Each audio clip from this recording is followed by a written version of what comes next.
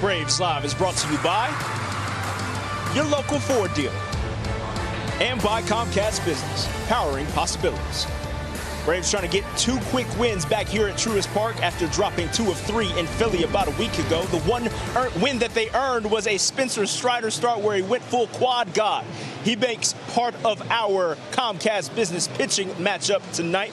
The other half is Nick Nelson for what essentially becomes a bullpen day for Philly after the scheduled starter Kyle Gibson was placed on the bereavement list this past weekend. But as far as Strider goes, Gordon, he's our newly crowned NL Rookie of the Month for a reason. Picked up 41 Ks in that month, 6 of which came in his last start, also against Philly in 6 innings of crazy work. Yeah, he's Rookie of the Month because of his fastball. I mean, he literally just says, hey, here it is. I'm going to throw it right down the middle, and big league hitters are going to miss it. It's unbelievable. Watched him last week with you in the studio. He was dominant, went right at guys, didn't shy away from going to the middle of the plate against some really good hitters. You know, 6 Ks, 6 innings pitched, only gave up 1 run on a home run. So he's the kind of guy that is just really exciting as a young guy, and Atlanta's looking at him, looking out at their future as they make all these trades to get people in place for next year. They're looking at this guy to be part of the rotation for years to come. Every time he goes out there, I can't believe how many fastballs he throws right down the middle that big league hitters don't touch. It's unbelievable. It's so fun to watch, too. You sit there and go, okay, yeah, he's throwing 98, 99, 100, whatever. But how does it get by every single one of those guys? And it didn't get by Kyle Schwarber last time out, the only one that didn't get by somebody. But I love the way he's developing into a really, really good starter. Coming into the season, I didn't know that he was going to be capable of this because he was a 2-pitch guy. And he is still a 2-pitch guy. He only threw 3 changeups last time out, but he doesn't need it right now because that fastball has been so good. That's the thing. Like, if the efficacy of the 2 pitches is just all the way on 10, we ain't got to worry about a third. At least not just yet. We got more on the matchup ahead of this Phillies and Braves matchup here at Truist Park. Dansby Swanson not to be skipped over. We would be remiss if we didn't mention his role in the success as of late. We got more coming up next right here on Braves Live. By your local Toyota dealer. It's the last time we'll see the Philadelphia Phillies ahead of a mid-September matchup against them as we get into this divisional race portion of the season and look at the 1 through 9 order for the visiting Phillies. Kyle Schwarber right there up at the top. Nick, you mentioned that he is the one cat that caught up to Spencer Strider's fastball. We're hoping he doesn't do it again today. Yeah, I mean, 204 is not a very good average, but he knows how to get on base, and he has such a good swing. When you look at getting the ball up in the air, he worked with Kevin Long in Washington last year. Well, Kevin Long's here in Philadelphia this year as well. He had 10 home runs in the month of July also, so he has that power threat every time he comes to the plate. And now we look at your Atlanta Braves and their batting order, and for all the celebration for Austin Riley, and rightfully so, Gordon.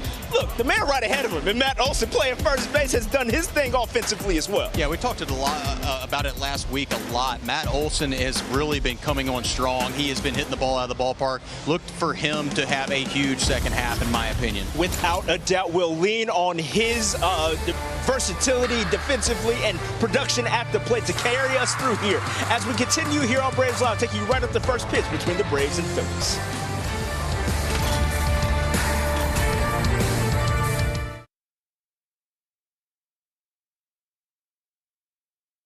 Against these Philadelphia Phillies on the 2022 season here at Truist Park. Trevor Scales, Nick Green, and Gordon Beckham kicking it out on the battery with you. Let's go ahead and get the people what they want. Fellas, your 4 keys to the game. Spencer Strider doubled down on that start from Philadelphia last week. I thought he was so good coming out of the All-Star break. He had 4 extra days of rest. Well, this time he's got 2 extra days of rest. So hopefully we see that really good fastball. That good stuff is what I need today.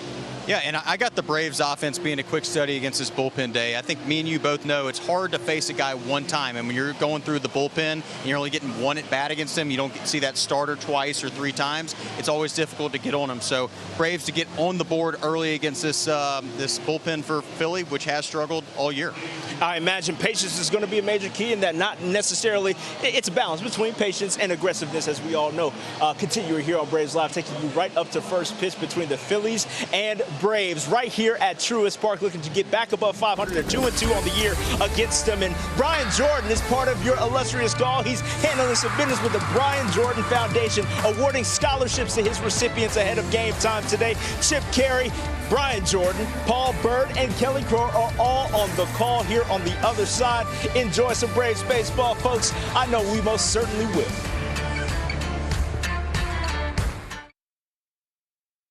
Atlanta, Valley Sports South, and Valley Sports Southeast, the heart of the fan.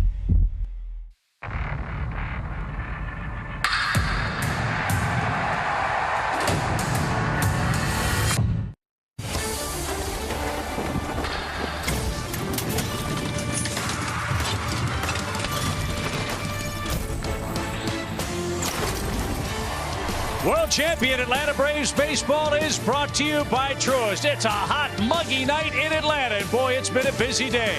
Robbie Grossman is here, Eddie Adrianza is here, and Austin Riley will be here for the next 10 years as we start a two-game series with the Philadelphia Phillies. Hi again, everybody. I'm Chip Caray. Paul Bird is with us. Brian Jordan.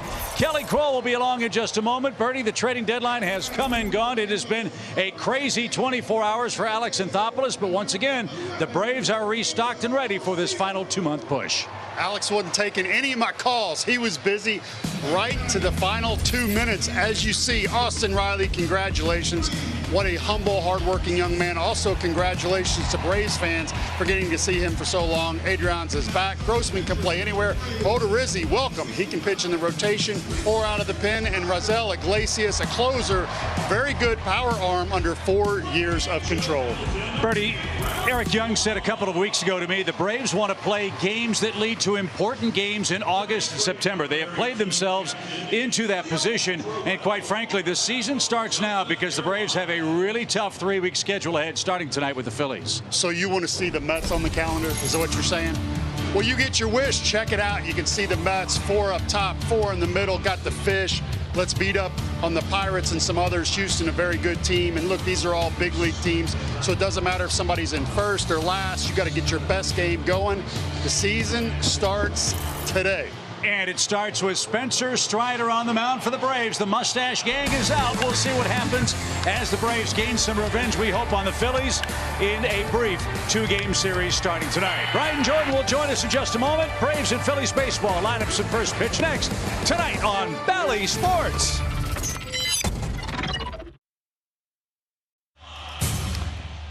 Spencer Strider is back on the hill for the Braves tonight, looking for his 6th victory. Yeah, he's a gunslinger right out of the OK Corral. 120 strikeouts, good for 9th in the National League. And yeah, he's hoping to mow down the Phillies, who he beat last time out and defeated Aaron Nola over 6 innings of 3-hit ball up at Citizens Bank Park. Strider making his 12th start. As I said, 120 strikeouts in just 80 1/3 innings. And he'll be facing a Philadelphia lineup that's rolling right now. The Phillies have won their last 5 games, and this is how the Phillies envision they play. They have put together some really impressive offensive work. Alec Boehm is hot. JT Realmuto is hot. Nick Castellanos is hot in the middle of their Toyota starting lineup. So Strider has to be at his best today, fellas, for the Braves to get back in the win column here in Game 1 tonight. Well, this guy's must-watch TV for me. The stash, the legs, the 100 miles an hour. Also has a good slider. Love watching him pitch. So what's the challenge, Paul, for Strider facing the same team in back-to-back starts? Yeah, you got a lot of firepower in that front part. Schwarber with 33 homers, Hoskins with 20. Don't let those guys beat you. You know, first time through, they're going to come up. Nobody's going to be on, but I don't want to face those guys with some guys on the bases with any traffic out there. Kyle Schwarber, as Paul said, 33 homers. Leads the National League. But the Braves have done great work against Kyle Schwarber, Brian. They have. The only thing he's done is hit long balls. Yeah. Other than that, I mean, the Braves starting rotation, bullpen has really held them down, average-wise. He's 4 for 34, but as you said, 3 of those 4 hits left the ballpark. But not here as Strider erases him with a wicked slider, and that's how Game 1 starts. Swing and a miss for Spencer Strider.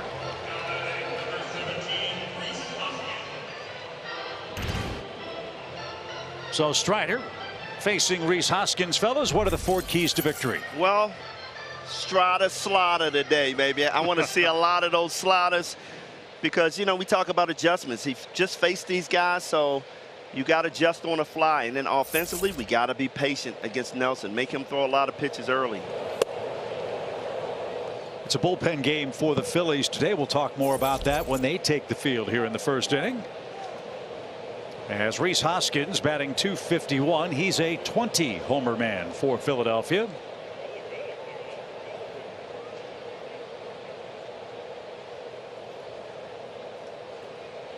Momentary pause. They had a live replay on Braves Vision in center field. They had to get that cleared up as Strider gets ready with a 1-0 count.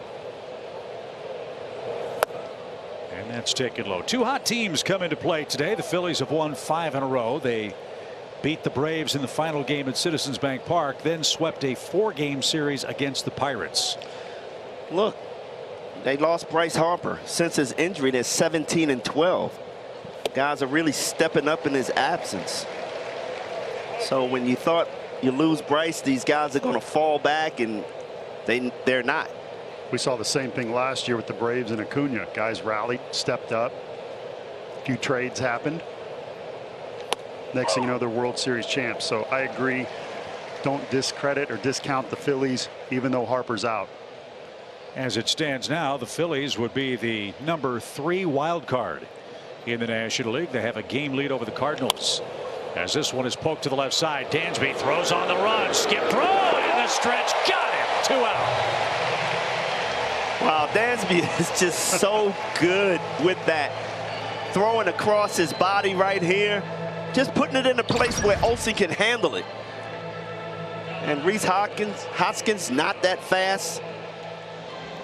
And you got to know that before he even hits the ball. And that's what Dansby does. He knows everything that's going on before the ball is hit to him. Are you guys amazed as I am, not just with the strength of that throw, but how accurately he's able to throw it? Yes.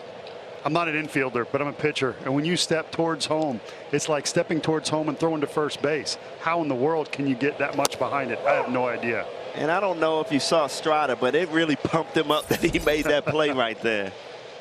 And you know, Jeter would catch it, jump in the air, and pivot and turn and try to square up and throw from the air. That's also difficult. But to throw and get that much on it behind you, throwing across your body, nearly impossible. Well, speaking of the absence of Harper, Alec Baum has really stepped up for this Phillies team. In the second half, he's hitting .476, guys. He is on fire. He had the highest batting average in the major leagues last month. And the Braves had trouble getting him out up in Philadelphia. Let's see if Strider can do that here with 2 quick outs in the top of the first inning. Baum hit .434 last month. Austin Riley hit .423. And Strider gets a swing and a miss. 2 strikeouts in a 1-2-3 first inning. He and the Braves are off to a great start. Braves bats go to work in the bottom of the first inning. Acuna, Swanson, and Matt Olson coming up.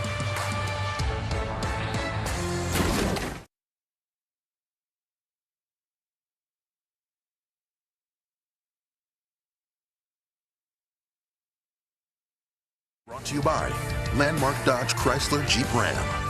Xfinity. Supercharge your home with supersonic Wi-Fi. Unbeatable internet. Only from Xfinity. And by Georgia Natural Gas. Live the greener life. World champs have the best record in baseball since June the 1st, and hopefully they can get Ronald Acuna Jr. going. If he gets hot, look out. Here come the Braves in this Toyota starting lineup tonight. Acuna leads off. Swanson, Olson, and Austin Riley, who made huge news yesterday. We'll break that down when he comes up for the first time.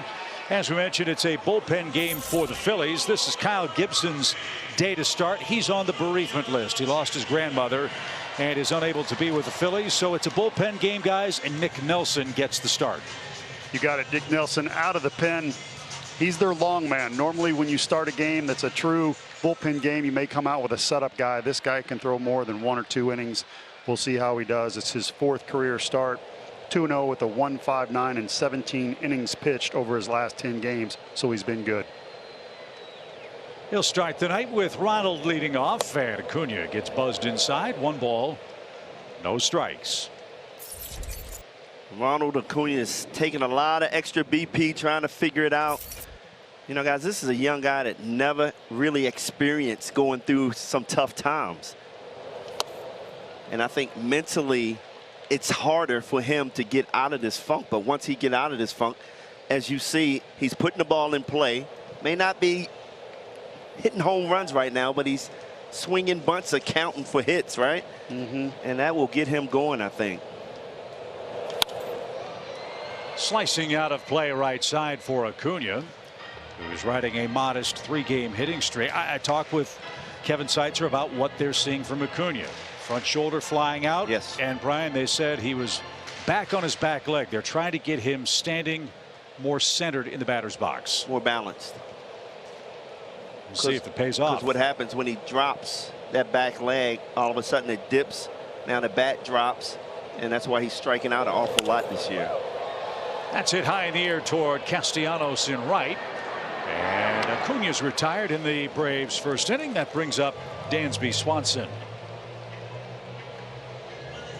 Braves and Phillies, it's been a great season series. They have split the first 10 games, 5 apiece. But you always like your chances against Philadelphia in this ballpark. The Braves have beaten them 12 out of 17 times here at Truist Park. Braves enter play at 62-41, a season high 21 games above 500. And Dansby's had a huge hand in that. Blowing away, ball 1. The Braves shortstop has already made a great play afield tonight, hitting .296 and 15 home runs.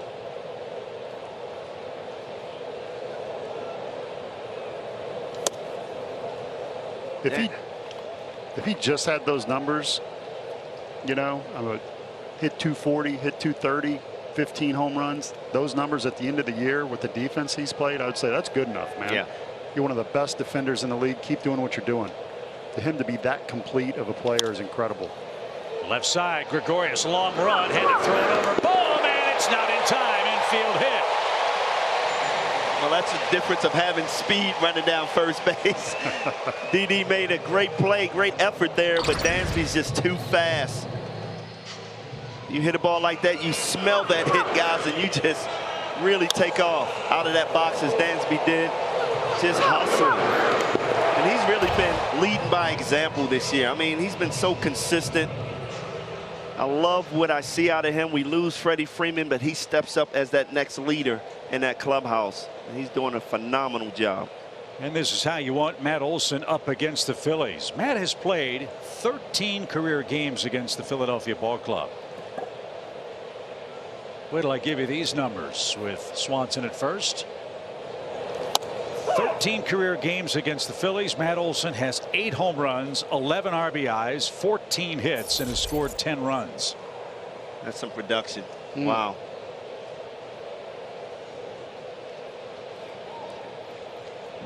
And he's sitting on 21 homers this year on a warm night. And back to first is Dansby, who's 14 out of 19 in stolen bases. JT Realmuto is behind the plate for the Phillies, one of the best call it, catch it, throw it catchers in the major leagues.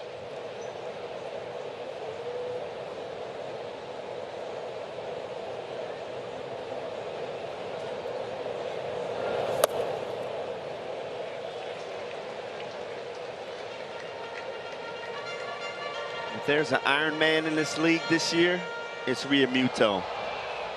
And he understands the importance of being in that lineup after Harper getting injured. That's stepping up to the challenge. Absolutely. 1 ball, 1 strike. Olson up for the first time, as are the Braves. The pitch is launched off to our left into another big crowd in Atlanta tonight. And the Braves first baseman now looks at a 1-2 count.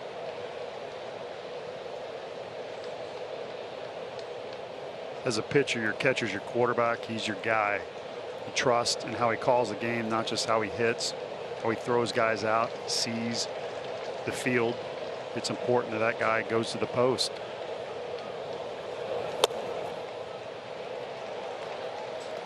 Braves are lucky because we got two guys who both do so many things so well.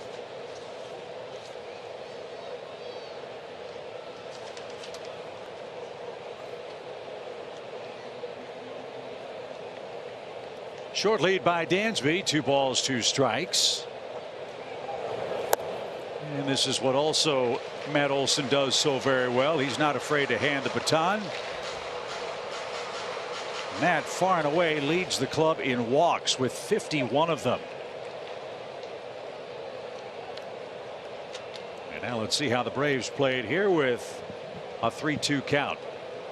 Austin Riley waiting on deck. Dansby's going, the pitch. Swing and a miss. JT's throw is on the money, and a strike him out, throw him out double play will retire the side. No runs, a hit. We're through 1 in Atlanta. No score.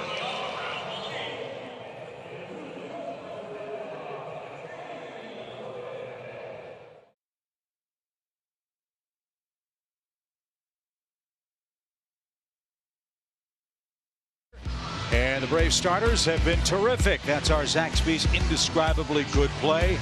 And you always feel good when you have Spencer Strider on the mound, and he's looked terrific so far with a couple of first-inning strikeouts tonight. As we said in our opening comments, it has been a very busy day for every single general manager in Major League Baseball. It's about 30 minutes until their bedtimes collectively. And we're joined by Braves general manager Alex Anthopoulos. Alex, wow, what a whirlwind. 24, 48, 72 hours.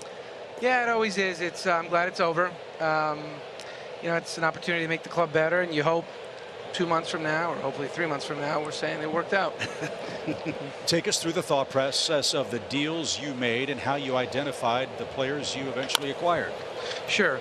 You might have to remind me on some of them because it's the days kind of blend together, but Let's start with Odorizzi. Right. So Jake Odorizzi, the biggest issue right now for us was, there we go. I got my notes, so I know who we traded for.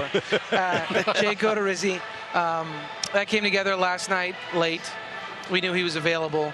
And the biggest thing for us was Kyle Muller, broke an area between his index finger and his thumb and his right hand. That's likely 6 weeks to completely heal. We're still trying to keep him throwing, but we don't know what his status is. And Noah had a bit of an issue with his arm, and he finally came back and threw 2 innings. Obviously, we had Davidson down there, who up and down performance. Bryce Elder the same way. And we just don't think our starter depth right now, that we were completely confident that if someone needed to come in and take down 2, 3, 4, 5 starts in a row, that we were guaranteed to get those results. So especially having 2 games Saturday against the Mets, then the following week as well against Miami. 2 months, I think a lot of people, I mentioned this in our press conference, feel like the season's over at the trade deadline and you have a lot of games left. So starter depth, we think, is going to be critically important, especially someone like him who's got experience and can throw the ball over the plate. Robbie Grossman. Again, losing Adam Duvall, there was no Adam Duvall replacement out there. So or no one available that was even close to him. Just the defense, the right-handed power, obviously clubhouse-wise, but the defense especially is so spectacular in so many ways. But, having a guy that's a platoon option for Snit to use when Eddie Rosario might get a day against a left-hander. And someone that had a very good year last year, Robbie Grossman. And this past year just wasn't swinging the bat as well. Definitely from the left side, not swinging the bat as well. From the right side, he was still having quality at bats. He grinds at bats. He does not chase. He'll draw a walk. That's not something we have a lot of. We have a lot of thump, but we don't have a lot of on-base type guys. So someone that Snit has now the option to play in left field against a left-hander if he so chooses. And again, depth, right? Things are going to happen. So, and a quality guy, quality clubhouse guy. And, you just don't know when these guys are going to come through for you. During the trade deadline and trying to pick I was always saying you probably go after number 1, number 2, number 3 starter. Was it any thought in your mind of putting Strider back in the bullpen? None. And I know that's been talked about. And look, I get it. Guy throws 100, 102. He's got a great slider that's come a long way. If you're a really good starter, you stick him in the bullpen. I mean, you guys remember Max Fried in the bullpen in the postseason. Incredible. So if you're a successful starter, there's no reason you can't be an electric reliever. I think the biggest thing that when we made the decision to put him in the rotation, we viewed him as a starter long term. But when we made that decision, he was valuable in the bullpen, and we had that need. But we were running into 2-inning starts, 3-inning starts. And the impact on the bullpen going forward, the following day and the day after that and the day after that was really going to be a problem for us with no off days. So right now, Spencer's been phenomenal in the rotation. No plans. That people talk about innings limits and things like that. We don't have innings limits. We don't believe in them. We don't do them. You just pitch, and we will monitor you day to day. So we're excited to have him. One thing I've learned about you: do not count you out to the very last minute till it's over. Yeah. Iglesias with 2 minutes to go. What is that like pulling off that deal so late? It was crazy. I don't like the last minute deals. It's not comfortable. You don't want to make a mistake, obviously. Look, we had interest in him. We talked to him in the winter. He's a phenomenal arm. Great stuff. Three pitch mix. I mean, he was a starter early in his career, and he's got a fantastic changeup and slider. The biggest thing is strikes. I mean, you guys know it. Right. I think fans do too. You get to those bullpen games, just throw strikes, please. And he's a guy with power stuff who can throw strikes, great competitor. And look, right now we know that there's days Kenley Jansen can't save 5 games in a row, 5 days in a row. We're going to need to be in the playoffs. It's one thing, but during the season when you have 10, 15, 20 games in a row, you can't. So having lost Will, having a guy like Iglesias that obviously has a tremendous amount of experience, but also a power arm from the right side. Chavez did a phenomenal job for us in the clubhouse and obviously on the field. Colin McHugh's been great. Stevens as a long guy's done a nice job as well. So just having a power arm for Snit to use, I think will adds to that overall depth for us. And obviously the biggest news was the Austin Riley contract, the biggest one, Alex, the Braves have ever handed out in the history of the organization. You said in your press conference, getting the Riley deal done allowed us to do other things, both short-term and long-term. Explain what you meant by that downstairs earlier today. Yeah, so I think, look, we want to keep all these guys, right? We want to keep all these players, and we want them to be here long-term. That being said, we're certainly going to have a need. There's a tough break. Yeah, Ball off Matt's glove off Derek Hall's bat, 1-0 Phillies. You know, we certainly, you know, we're trying to make sure that we're balancing short-term, long-term. We want to keep all these guys. They were all young players at one point, and now, you know, they're becoming all-stars and MVPs and Gold Gloves and Silver Sluggers, and you know, rightfully so.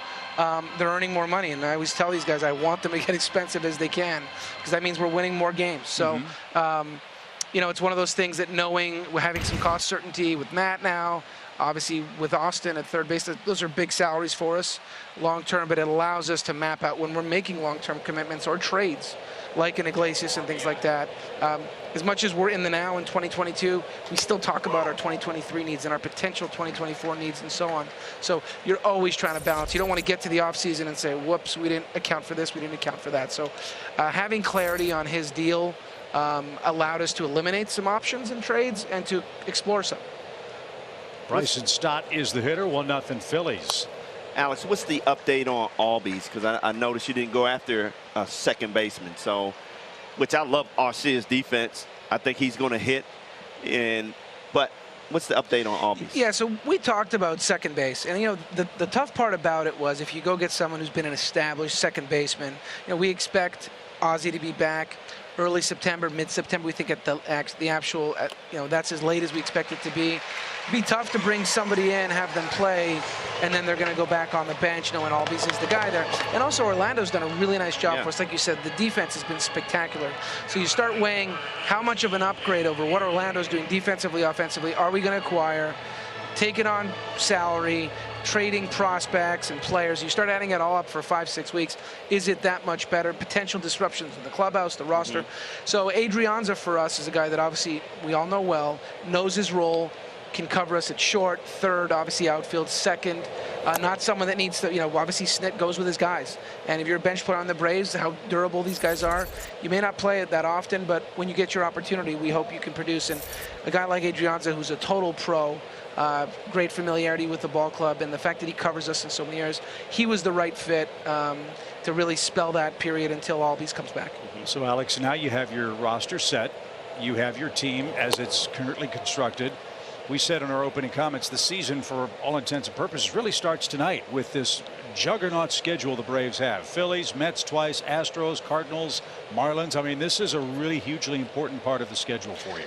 It is, and you know, and I look at it, I kind of cringe, and I don't want to be reminded of it. Sorry, because you know, it's yeah, I try to stay in the moment in games, but you're right. We talked about it, and like you said, these are really good teams. This is the month of August is a really tough stretch, and you know, I could tell you, even in this deal with Iglesias, you know, somebody from the bullpen was going to have to go back in that deal in some capacity. And the only two guys with options are Dylan Lee and AJ Minter, and they've been phenomenal for us. And you can try to keep the depth, but you owe it to everybody to put the best team on the field.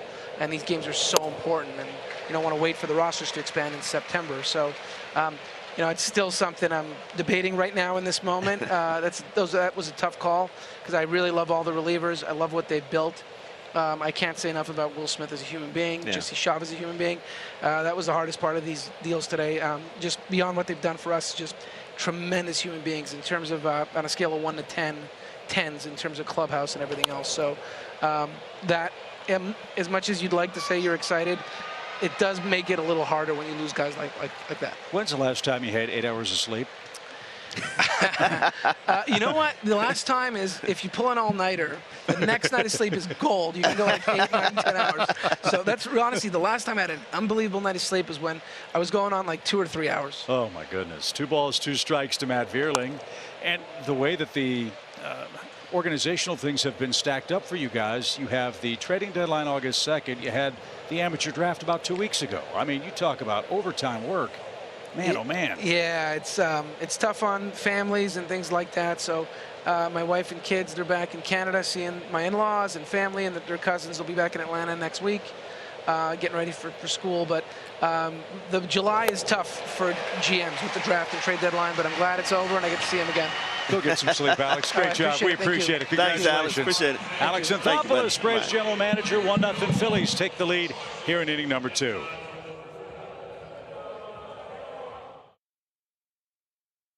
Strike first, time for the Braves to get that run or more back. Who better to do that than our Chick-fil-A game nugget, Austin Riley, who is the leading candidate for Player of the Month in the National League for July.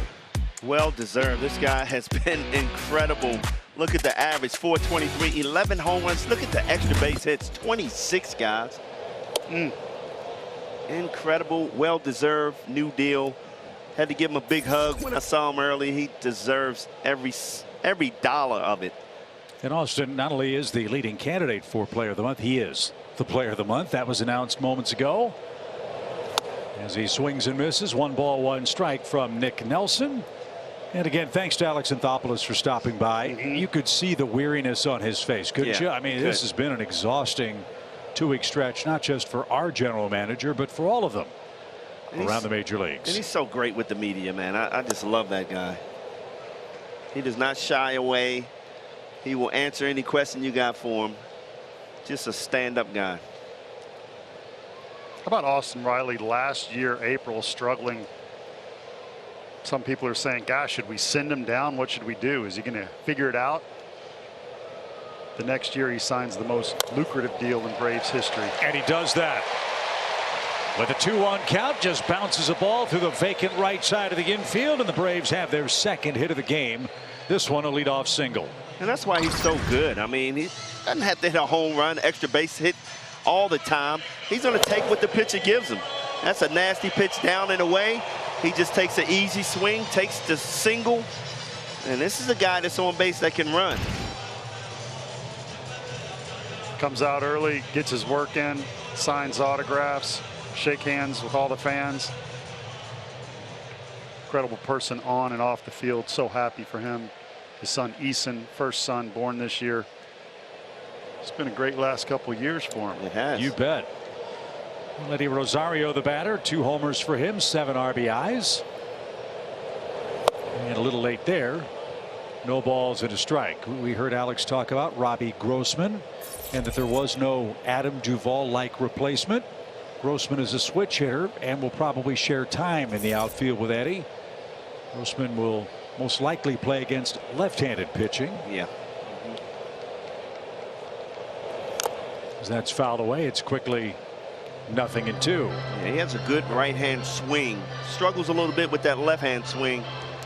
And the word that I got when he came in and saw Ozzie Albies, he was like, Ozzie, you got to teach me how to hit left-handed. I mean, that says a lot about him already, man. He's willing to learn. He wants to get better. And this is a guy that can play every position out there in the outfield. So Grossman and Adrianza are here and on the roster for the Braves. As Rosario has to dig out of an 0-2 count. And that one is curling into the stands, fouled off to the left. It's still 0-2.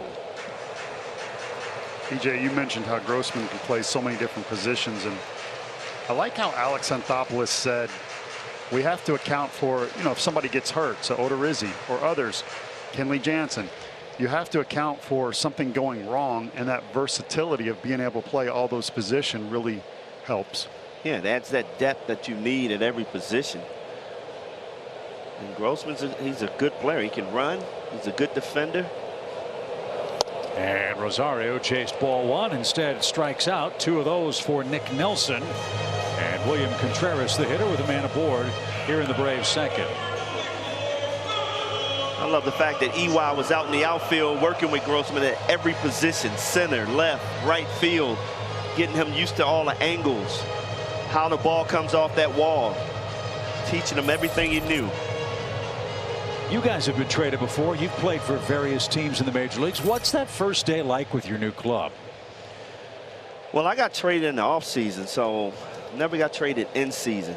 I was nervous a couple times because I heard my name mentioned in some trades, but never in season. So I don't know how that feels, but going in the clubhouse for the first time on a new team in spring training, it was tough. You got to get to know everybody. He was so used to all my Braves buddies in spring training. Now I got to meet a bunch of new guys and, get that chemistry.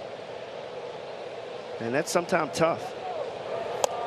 Some guys get frustrated with it. I never did. I mean, the way I looked at it, Chip, was it's not that somebody didn't want me or I wouldn't have been there in that clubhouse in the first place, but somebody wants me more. And, going from Cleveland to the Red Sox, team that's in first place, you walk into that clubhouse and it's a big deal, and people coming over giving you 5, that feels really good. And the jump in the standings. I mean, look, yeah, the Tigers in last place, the Angels next to last in the AL West. I mean, the guys the Braves acquired are going from teams that aren't going to be in the playoffs to one that is going to be in postseason play. I know. You look at that trade San Diego with Hosmer. He was like, I'm not going to Washington. So they had to find a team in Boston. Got a better chance of making the playoffs in Boston. That's upstairs. 3 balls and a strike. Again, it's a bullpen game for the Phillies, and one of the issues the Phillies are trying to solve is eliminating walks from their relief corps. They walk a lot of people. More walks than their starters in 220 fewer innings pitched than their starting staff. So Contreras in the driver's seat here. The pitch. And there you go. Ball 4. 2 on, 1 out. And Ozuna's coming up. Here's another guy, BJ, the Braves got to get going. Marcel had swing and a miss the other day and took the finale against the Diamondbacks off. Yeah, he needs to get it going. I talked to him earlier today and I said, hey, get those hips going. You're taking too many inside pitches. Let's go. And I think that's his biggest problem. He's taking too many pitches. We didn't see that early in the year. He was swinging at every inside pitch that he saw.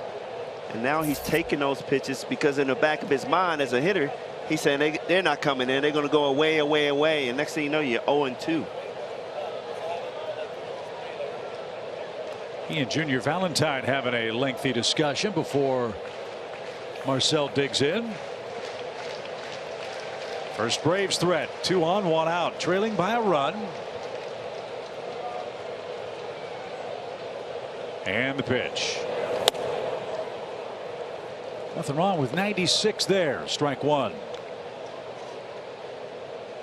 Nelson fastball 44% of the time to righties. Slider, changeup, has a curve, but doesn't throw it very much at all.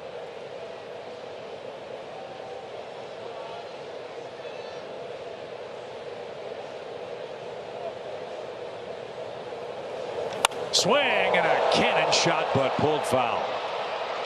He's listening to you, BJ. That's right. That inside pitch, he turned on that one. And now this is when he gets in the guessing game.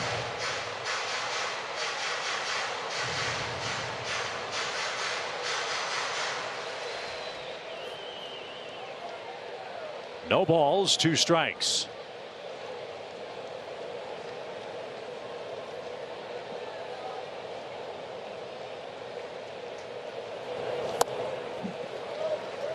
This is when the Braves pull out the power bat. Home run with men on. Atlanta 61 this year. Opponents 29. Fewest in Major League Baseball. Isn't that funny how that stat changed? The first 4 weeks, all we were getting were solo home runs. Exactly. Yep. Now there's a lot more traffic, and some here for Ozuna, who's sitting on 18 home runs for the Braves. He's behind in the count. Now he's even. As a hitter, when you turn on the ball, fastball in, and you pull it and it feels good, especially if you hit a home run foul, there you see the percentages. It's hard to cover that slider away, but that slider has to be just a hair off that corner to get him to chase. If it's out of the box, a lot of times the hitter's just going to spit on it. That's been the case in the last 2.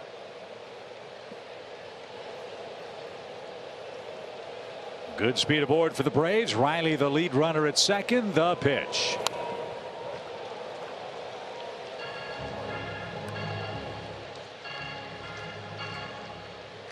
The Braves start play tonight, 3 games behind the Mets. The Mets are in action against the Nationals. That game scoreless in the 3rd inning at Nats Park. That was the big trade. Juan Soto to the San Diego Padres. Don't forget Josh Bell. He went 2. Wow. 2 balls, 2 strikes, 2 on, 1 out. Good eye. Talk about a serious upgrade for San Diego. You got to credit the Padres, man. They've been active the last couple of years at making that team better, going out and getting some guys. They're 12 games behind the Dodgers, but the Padres 4.5 games behind the Braves for the top wild card spot. And now Ozuna steps out as Nelson, we got way ahead 0-2, now has a 3-2 count.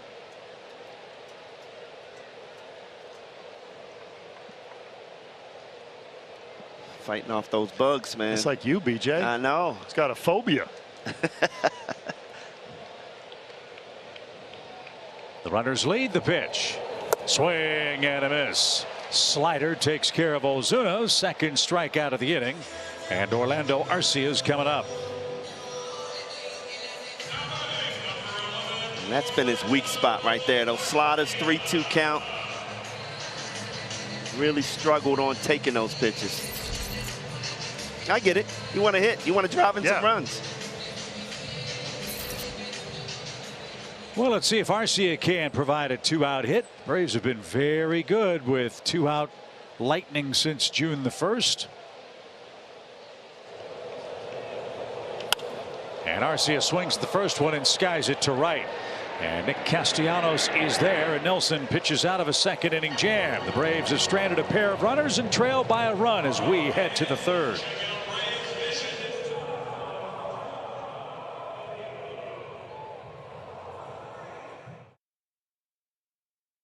Busy day for Atlanta this afternoon. A lot of new additions we've been discussing, and speaking with Robbie Grossman this afternoon, he said, you know, it's been an emotional day. He found out in the middle of a game last night that he was headed to Atlanta. But just super excited and grateful to what you were saying, Bertie, that this club thought so highly of him to bring him over here and looking just to help however he can. But nothing compares to winning at this level. And that's the difference you talk about, Chip, as you mentioned, from going from Detroit to here in Atlanta. And I think he was a little overwhelmed trying to meet all of the media and put some names with faces. But he does know guys like Matt Olson. He played with him. Colin McHugh actually down in Houston as well. And to the point of platooning with Eddie Rosario, he does feel like, you know, as far as from the right side, he's against righties, excuse me, that he's made some mechanical adjustments here lately that he feels like he's really getting back on track to being the guy that he was a year ago. So certainly it'll be interesting to see how he fits in with this ball club. But boy, guys, what a day and what a whirlwind for him. And for everybody, right? Who follows the club. There's a soft line drive to first. Gregorius retired, 1 pitch, 1 out here in the 3rd inning. But Kelly brings up an interesting point. There's a lot of scouting. There's a lot of analytical work that goes into these acquisitions. I would assume, guys, that Kevin Seitzer got to look at the videotape of Robbie Grossman and said, here's what I see. Here's what I think we can help him improve on. Right. That's why they went and got him. No, I think that's a great point, Chip. I mean, you got to go through Kevin Sycer. We saw him when we brought Soler over last year, really helped Soler become more balanced and take more walks, be more patient, which really helped with his power. So Sycer is the guy. He's the guy that can change a lot of hitters, and hopefully he'll get Acuna going in the right direction very soon. This is Kyle Schwarber. He struck out to start the game. We'd be remiss if we didn't talk about all the changes the Phillies made at the trading deadline. They acquired Noah Syndergaard from the Angels. They acquired Brandon Marsh from the Angels to play center field, and they got David Robertson, I beg your pardon, to work in their bullpen. He was a Philly but was hurt. He's having a great year. And those are the changes for Rob Thompson's club, which has been neck and neck with the Braves since June 1. The Phillies are 16 games over 500 since June the 1st themselves. I mean, it's definitely an upgrade for this ball club. You know, they really struggled in the bullpen in the past. So I think that's some huge pickups for those guys. Syndergaard back in the East. I know he wants to beat up on the Mets. I hope he pitches well against his former team. We're all in favor of that. Exactly. But you look at the Phillies now. Nola, Wheeler, Syndergaard, Ranger, Suarez, their top 4 starters. Yeah. That's pretty salty. You put Marsh in center field. Bryce Harper, by the way, had 3 pins removed from his thumb yesterday. He may be back by the end of the month. Gene Segura, another guy. Yep. And ball 4 puts Schwarber aboard with 1 out here in the 3rd inning. Rhys Hoskins, the hitter.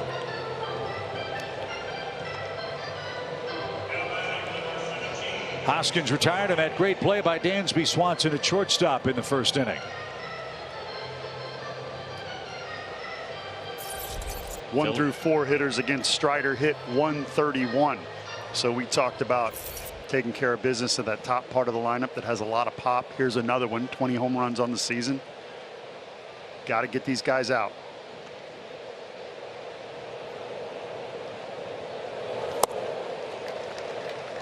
I love the fact that Alex addressed my question on Strider, because I get that every day. Strider I would love to see him in the bullpen. You know, he's so good, but I love it. Alex wants him to be a starter, and we'll see him in that spot. I thought the best part of it was when he said, quote, "We don't believe in innings limits." Yep. Right. He's a big, strong kid. He feels good. He's throwing well. He's a starter. Let him act like one and pitch like one. That's certainly good news. You remember when Chapman was moved to the rotation, and from the left side he throws 102, and in the rotation after a few innings he's down to 88 to 90 for Aroldis Chapman. So it shows that not everybody can go into a rotation and maintain velocity and get guys out. Strider, as a starter, 13.3 strikeouts per 9 inning. As a reliever, 13.7. Spot on. The guy can do it. Yep.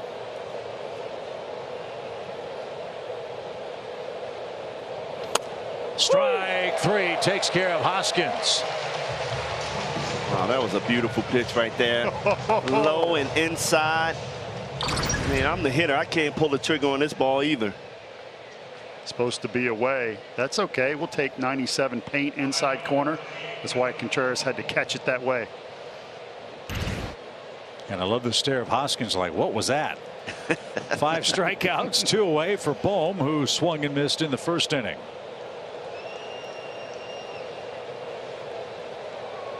Runner goes. The pitch is dropped at the plate. No chance for Contreras.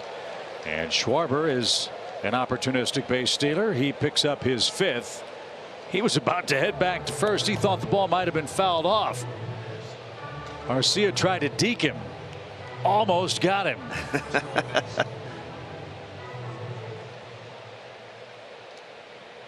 Well, it's worth a try.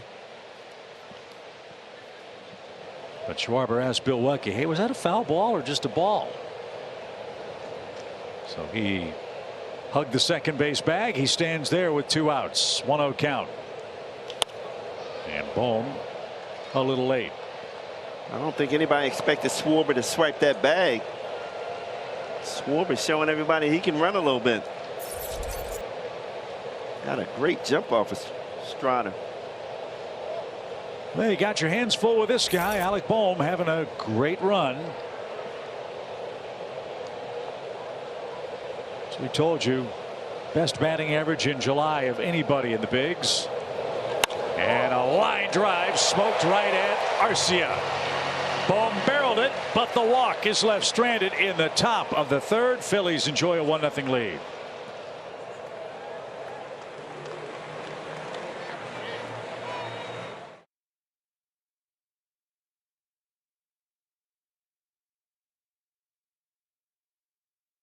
Paul Bird, Brian Jordan, Chip Carey upstairs here in Atlanta. The Phillies have an early run. Michael Harris, Ronald Acuna Jr. and Dansby Swanson are coming up, and we hope to make it a very happy birthday for those youngsters as we have a brief 2-game set with the Phillies.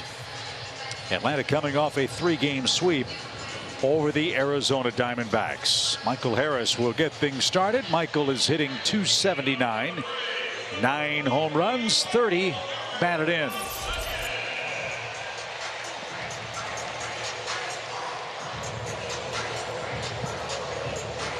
See if we can get this bat going again. He's so good in the clutch. Alex Anthopoulos talking about him and him not being in the top 100 prospects at first, and then him sneaking in there, and then the next thing you know, he's our top prospect. Climbs the ladder. Just the improvement that he's made in the last year has been unbelievable. Yeah, I think he made his mark in spring training. I mean, all the coaches talked about how excited they were about his progress. He came into spring training ready to play in the big leagues, and he left and made a huge impact. So when you trade for a guy and you get a 25th prospect or a 10th prospect or a 30th, it doesn't always mean a whole lot. You don't know how somebody's going to turn out. If they have that work ethic, that internal clock, fortitude, desire, makeup, that's what you're looking for.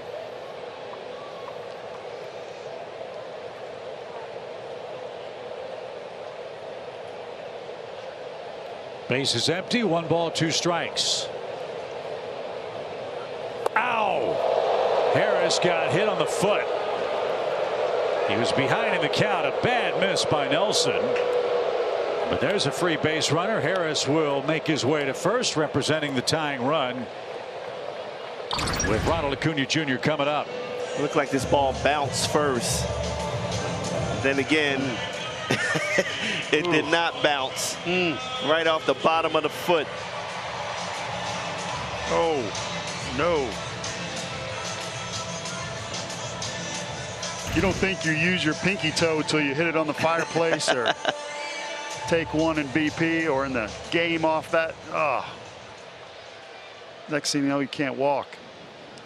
Well, we know he can run. He's 11 out of 11 in steals, but JT Realmuto, a tough man to run against.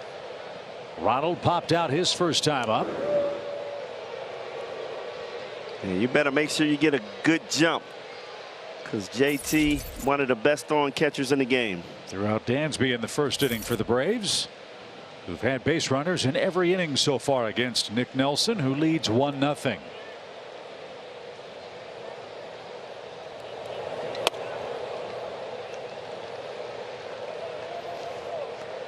Now that's a difference right there. I love the way he stayed in on that inside pitch. Normally he's jumping back, falling back, getting out of the way. But now I think he's understanding pitchers are going to do that. They're going to throw in early on him and then go away.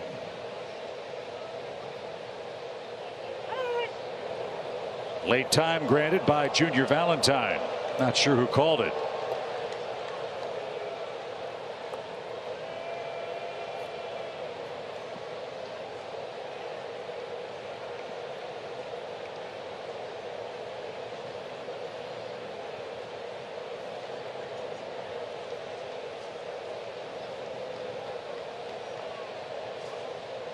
Now we're ready to go. The pitch. Missed inside again. 2-0. The Phillies bullpen is busy. They'd love to get Nelson through 3 complete, but Connor Brogdon is up as Nelson starting his second trip through the Atlanta lineup card. Already up to 40 pitches already.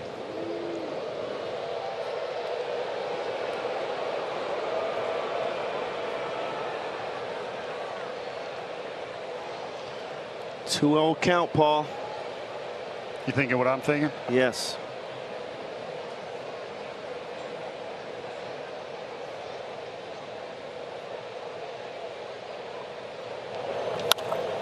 Oh, that was the pitch to do it. That was Foul a back. nice swing, too. 2-1. Ooh. But that just shows you he's dipping. He's still dipping that backside.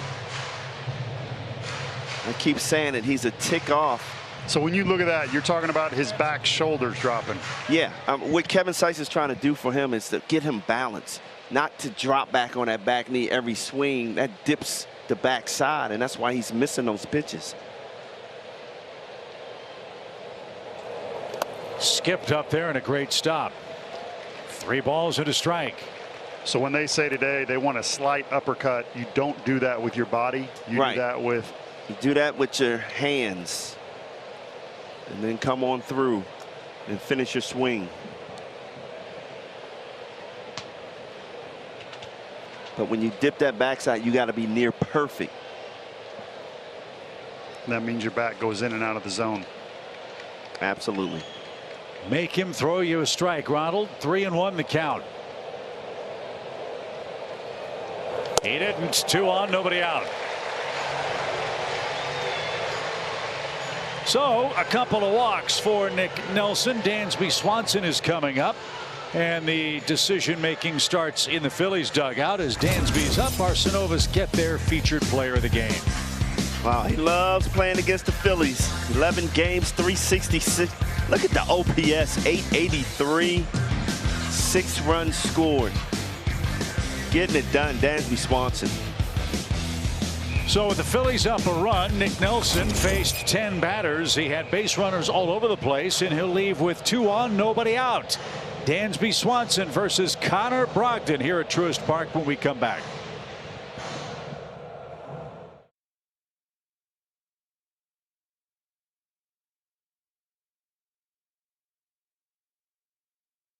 Two on without benefit of a hit. He'll face Connor Brogdon. Dansby's night got off to a good start with an infield hit in the first inning. As we say, speed never slumps. Check it out. Feet per second, sprint speed, getting up, getting better. That's elite. Once you get above 30, that is elite. And here's the thing, somebody may get to that sprint speed, but they don't get there quick enough because they're not that quick out of the box. So you look at Ohtani, who's on the left side, fastest in the game, but he doesn't have that elite sprint speed over 30. But he's quick about getting out of the box. He's quick getting to his max speed. Dansby from the right side, beating that base hit out, elite sprint speed. He doesn't look as fast as Ozzie Albies or somebody maybe running that you can kind of see it. But when you click that stopwatch, BJ, it's fantastic. He's picking him up, putting him down. Connor Brogdon, as you see, has done good work since coming up from Lehigh Valley. This Phillies bullpen has been improved because their starters have been pitching deeper into the games. And Brogdon a beneficiary of that. A 1.35 ERA over his last 20 innings. But he's in a mess here with Dansby Swanson. 2 on, nobody out. I love the hitter's patience right now.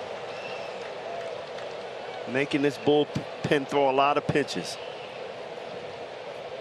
Again, the Phillies bullpen has walked more hitters than their starting staff in 220 plus fewer innings. If you are patient, they will help you. 2-0 count. Oh, what a rip. Foul back. High cutter. And the count 2-1. Brogdon, 2-seam, 4-seam cutter change. You see that good arm in the upper 90s, mid 90s. Dansby loves fastballs around that range, especially on the inside part of the plate.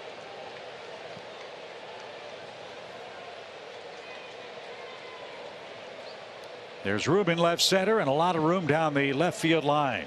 Yeah, they're playing him up the middle. That's where he's been hitting it. Yep. As that one is missed, 2 balls, 2 strikes. That is the one liability for the Phillies. Castellanos in right, Schwarber in left are not the most mobile of outfielders. If you get the ball down, you might be able to take an extra base if you can make contact.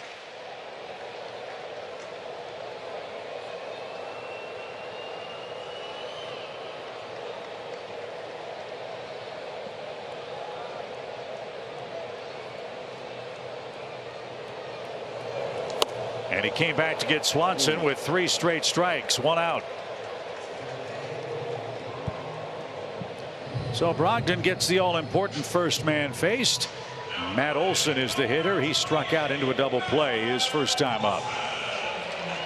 Wow, that's surprising right there. It is. Dansby normally puts the ball in play there. He came right down Broad Street with that fastball.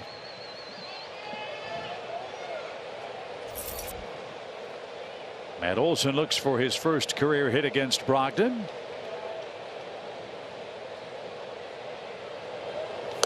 There's the change.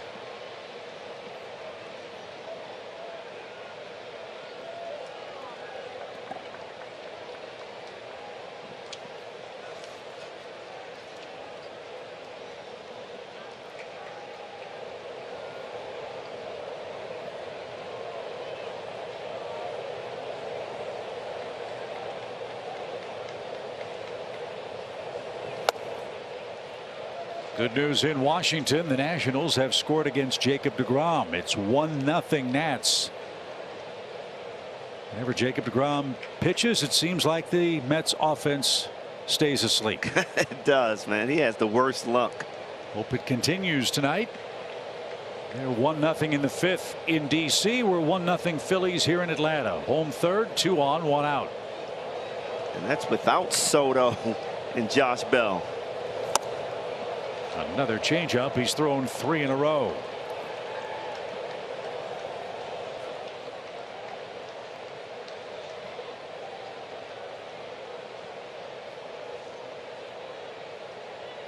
Paul, didn't you wish you were 6'5" and lanky like him? I really did. Some point as a teenager, I had to realize it ain't going to happen. Got to hit your spots and deal with 88.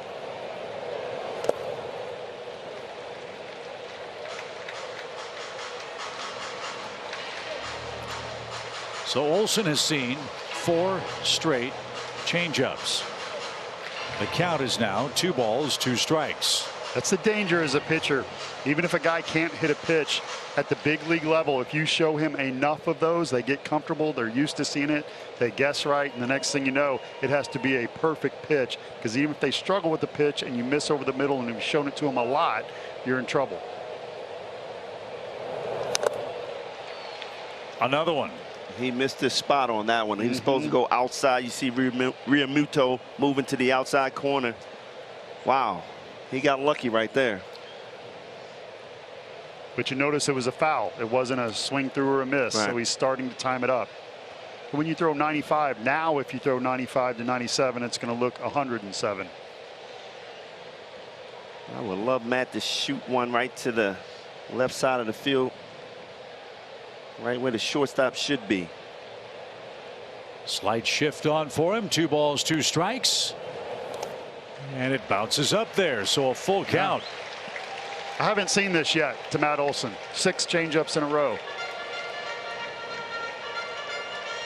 Will we see a 7th, Paul? I mean, why stop now? Well, it's interesting. Connor Brogdon has not walked a hitter in his last 14 games. That covers 50 batters. His last walk, May 25th, against the Braves here in Atlanta. He's got a 3-2 count. Let's see if the Braves run with 1 out. They are. And the pitch is outside. Ball 4. Bases loaded. Olson comes back from 0-2. Great at bat right there, Paul. There it is. Chip with the setup. I like it. Well, who better to hit now than Austin Riley, who's greeted with a standing ovation here in the 3rd inning.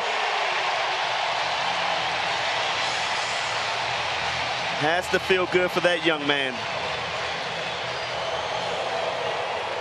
Riley against Brogdon, 3 for 7 with a home run. Right guy, right time to turn the game into the Braves' favor. Bases loaded, 1 out. Got to score 1 here.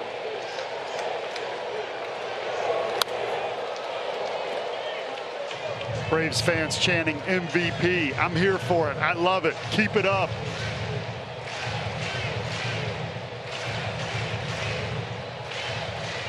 Riley bounced a single through a vacant right side of the infield his first time up.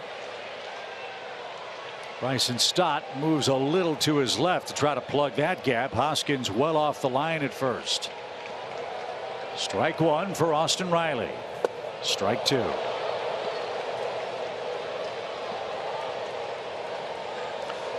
I know you got to be getting amped up when the fans are yelling MVP. Yeah. Stay within yourself right here, Austin. You see how I said that like it had happened to me before? Yeah, it really is. You know, BJ, it's no, I can't tell you how it feels from experience, but that is fantastic when the whole crowd is chanting that for you. Braves have the most two-strike RBIs in the National League. Austin Riley trying to add to their total of 183 right here. One run would tie it up. 1 ball, 2 strikes.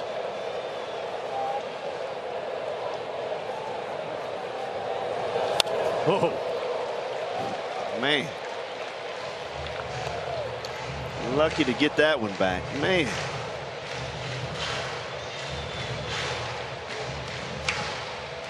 Paul, he's coming back with a changeup. Down. He's coming.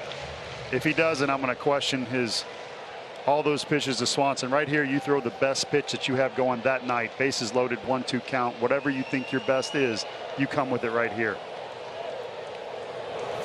Tip down. Changeup down. 2 outs.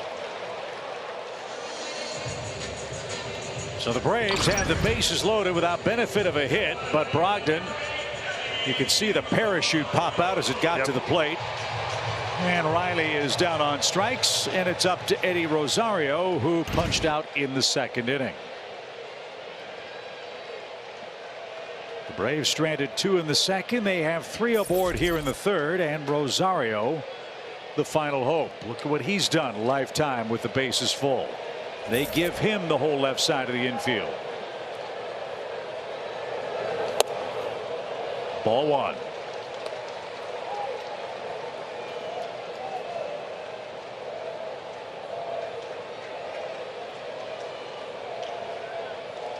Rosario doing a better job staying back on pitches. Before, he was a little anxious jumping out there. And now he seems like he has his timing down.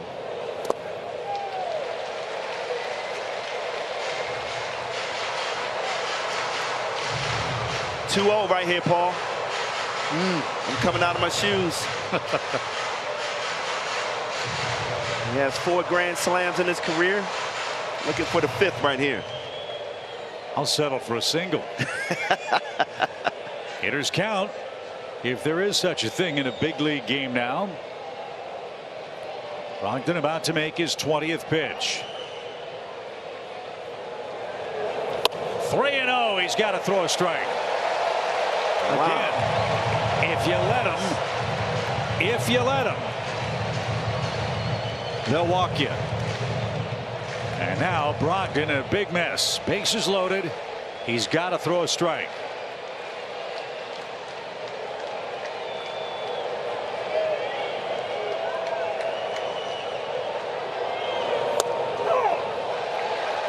Bottom of the zone. Made him throw one. All bets off now. 3 balls and a strike.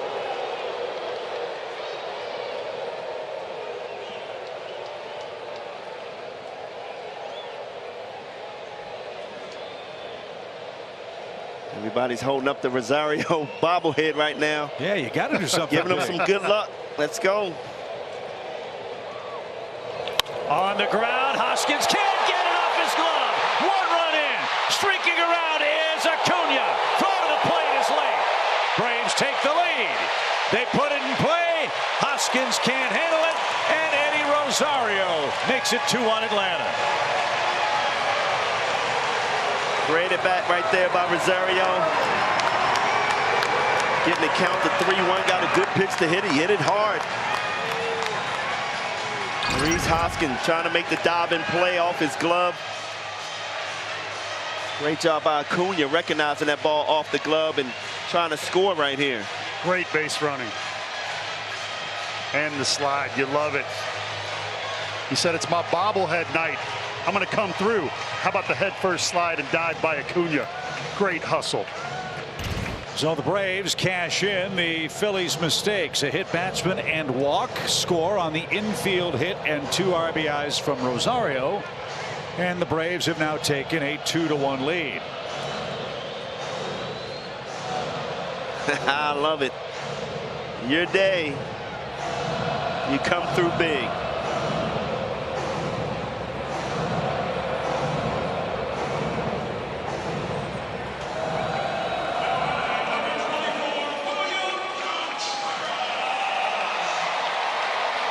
So Rosario with a quick drink of water, ready to go at first base for William Contreras. He walked in his first trip. Both runs belong to Nick Nelson. Close the book on him. Connor Brogdon has run into 3rd inning trouble. He's not been sharp. The pitch. Right there, a strike. Contreras is starting to heat up, guys. A couple of Oppo Taco home runs the other day. Starting to drive the ball to the right side. That's when he is at his best.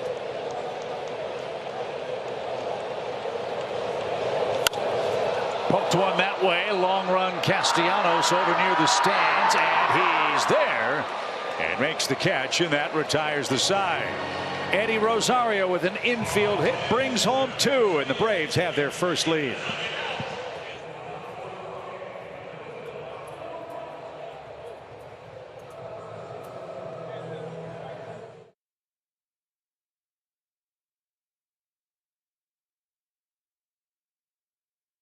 Brought to you by your local Ford dealer. Delta Airlines, keep climbing. And by Truist, when you start with care, you get a different kind of bank. Well, this is a little more like it. The Braves enjoy a lead. It's a 2-1 score with Spencer Strider on the mound. He's ready for his 4th inning of work. JT Realmuto will go to work first. Spencer Strider is tonight's Georgia Natural Gas Impact player, gents. How about the whiff rate? MLB this season, #1 impact player, Spencer Strider.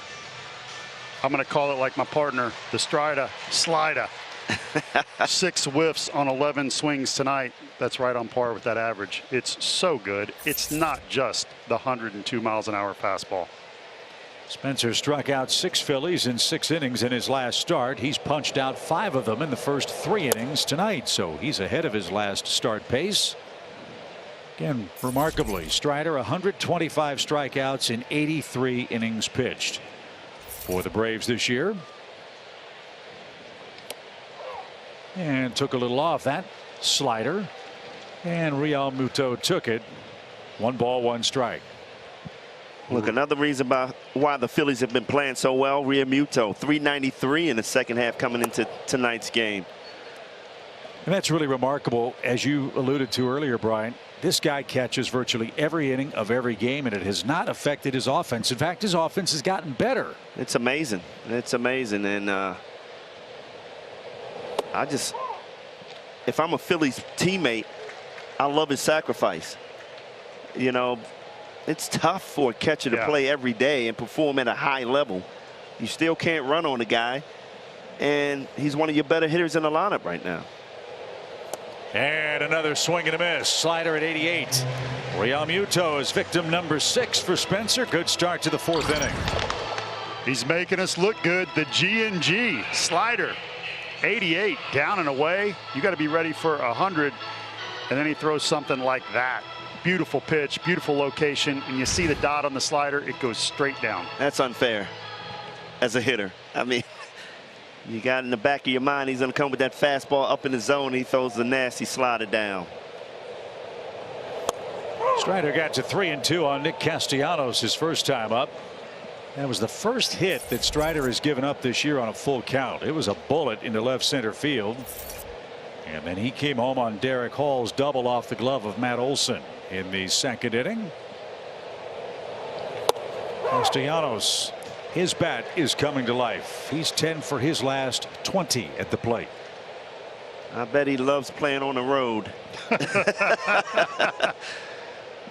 Little argument with Jim Salisbury, beat writer for the Phillies in that clubhouse, caused a little ruckus. I've pitched there. Castellanos didn't like it. Junior Valentine rings him up. Back-to-back strikeouts. 7 for Strider. 2 out. Fastball heat down and away. 99 may have clipped the box. Great job by Contreras bringing that ball back in just a hair to get that call. It sounded like a strike. We know that. Castellanos may have said, I can't hit that. So here's Derek Hall. Kid made his big league debut against the Braves, you might recall. That was on June 29th. 5 homers, 11 RBIs. He's a full-time DH and occasional first baseman for the Phillies.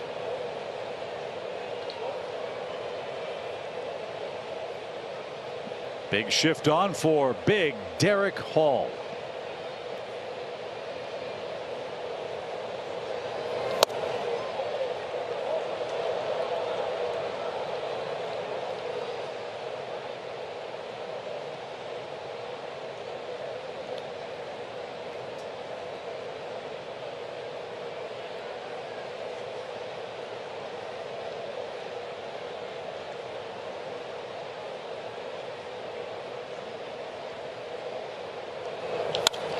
Rifled into right, but Ronald is there at the edge of the warning track.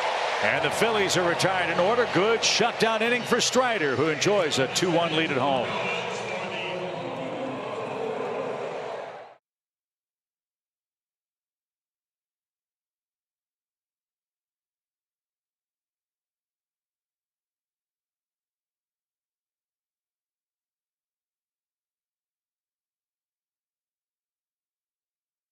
Coming up, it's been a busy day here in Atlanta, and busy for our colleague Brian Jordan, Bertie, who had a great on-field ceremony before Game 1 tonight.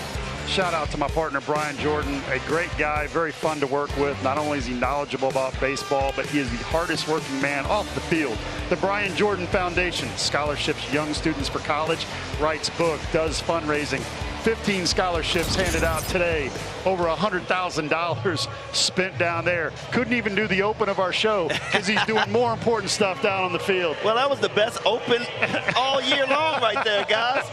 But yeah, a lot of ripping and running, but this is my special day. Every year I get the chance to honor some scholarships, some scholars on the field, and man, it makes me proud to see the smiles on their parents' face and the kids' face. That's what it's all about, man. Giving back to your community. And you don't have to do that. No. I'm just going to tell everybody right now, Brian Jordan does not have to do that. It's not financially motivated. He doesn't do it for the pats on the backs and the hugs like he got today that I'm giving him right now. He's an incredible human being and does it because he wants to. And I got to give a shout out to the representatives that were beside me from Coke and Georgia's Own Credit Union. They had a special scholarship for certain students. So thank you guys. I love you and continue to support. To see the look on some of those young adults' faces when they were being honored in a stadium with, Well, the thing they love is when they're on the big screen out there. All of them just amazed. This is Andrew Bellotti facing Marcell Ozuna. And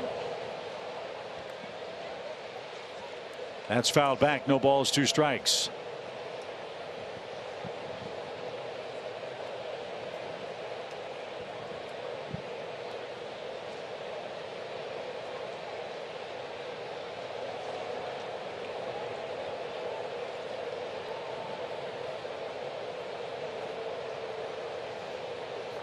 There's a bullet, fair ball down the third base line. That'll bounce off the fence. Ozuna, big turn. He's on his way to second, and he'll slide in quickly with a leadoff double. Boy, did he need that. Turned on a ball inside, Brian, and kept it fair. That's that inside pitch that he's been struggling with. Got around on it this at bat. Hopefully that will get him going. You're hot today. Handing out scholarships, calling pitches, talking about firing the hips, and he did that. That's right. That ball sunk right back across the middle of the plate to inside, and boy, did he turn on it. So Marcell now 3 for 5 against Andrew Bellotti, and a chance for the Braves to extend their lead. It's 2-1 in the 4th. Arcia, the batter, he flied out his first time up.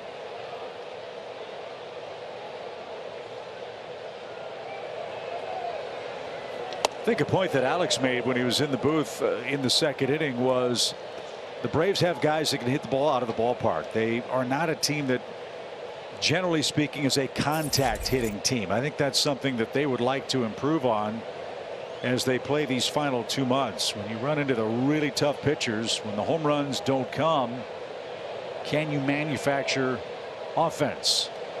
The Braves have done that tonight. But the point of that is, as good as Atlanta is, when they don't hit a homer, they're 7-17 on the year. Yeah. So the point, here's a spot where you got to get the runner to third here. And it's that time of the year too. I mean, it's late in the season, second half of the season, so you got to start manufacturing runs, because come playoff time, that's what you have to do to win ball games. Yeah, you know, you get home runs in the playoffs. It happens. You do. But stringing together 2, 3, 4 hits in an inning against ones, twos, and threes is really, really hard, right? Yes, it is. It is, because you're so amped up. You know, and I remember playing in the playoffs. I wanted to hit a home run every time I got up to the plate. It was just a mindset. It was the intensity from the crowd. But the teams that won the big games manufactured runs, guys. 2-2. Mets 1, Washington 1, bottom 6 at Nationals Park. Jacob deGrom went 5 innings in his season debut for the Mets. We will see him in New York later this week. 2 balls, 2 strikes. Good take. Full count. I can tell you DeGrom was probably really mad when the National League went to the DH, because he learned to hit last year and he was winning his own games. But I think shortstop. Right, but I think that's what got him injured too. Yeah. Swinging the bat so much. Yeah, I tore an oblique swinging the bat. No fun sometimes. I loved hitting, but you're right. And then bunting, you get your thumb jammed. Next thing you know, you can't throw a breaker. Swing and a miss. Garcia can't advance the runner. Ozuna at second. 1 out for Michael Harris.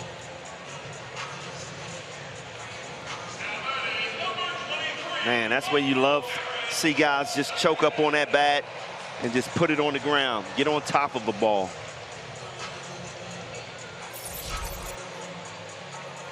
Michael was hit by a pitch his first time up and scored the game-tying run.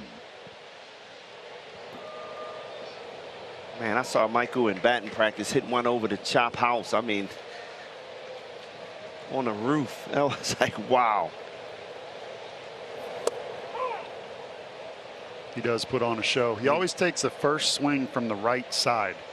He does. He's always done that. And then he jumps over to the left side and starts hitting bombs from the left side. And his right-handed swing's pretty good. Well, he used to switch it in high school. Yeah. No balls and a strike. And he took a shot to left and fouls it away. Harris has been a terrific hitter with runners in scoring position this year, batting over 360. And batting ninth, guys, this is game number 58. 34 runs, 30 RBIs. Outstanding. I mean, I would love to see him every time he comes up to the plate with men in scoring position, because he's a different hitter.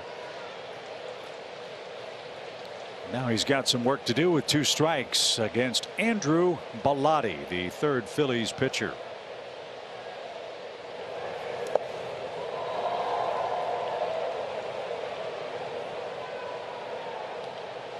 Happy news in Washington. The Nationals have taken a 4-1 lead. Maybe Soto was the problem. Him and Josh Bell, they were driving in too many runs. Yep. Now the young guys can do it themselves. Well, still a ways to go in that game, but an encouraging start. Same here in Atlanta. The 1-2 pitch for Harris. And he didn't get that. Swing and a miss. So back-to-back hitters, the 8 and 9 guys. Swing and miss. Now it's up to Acuna, who walked and scored the go-ahead run for the Braves.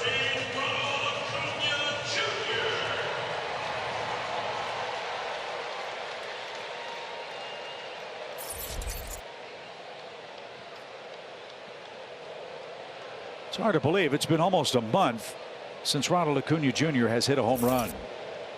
Time to change that. Bellotti throws a lot of fastballs up and in to righties, sliders down and away. I'm like you, Chip. I'll take a single right here to right center field.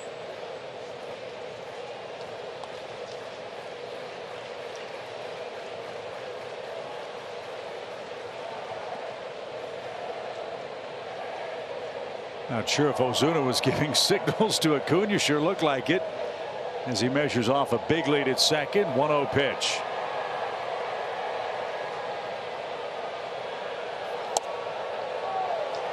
BJ, what are the signs when you're out on second? Come on, tell me. I was a football player, man. I never learned those signs, man. I'm going to be honest. I wish I could have played a little more minor league baseball to learn all that stuff, man. When I got to the big leagues and I saw the guys talking about it, I was like, man, I wish I would have known that. 2 balls, no strikes. Ozuna at second. Bellotti sets. And that found the mark up and in. Always got nervous if I turned and the guy leading off pulled on one shirt corner, one shoulder. Really? Or they lifted a hand one way and then the hitter would look at me and do something just to make me think, get in my head.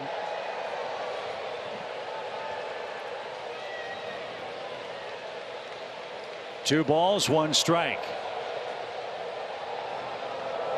On the ground, that's through for a hit. Here comes Ozuna around third. Schwarber charges, drops the ball.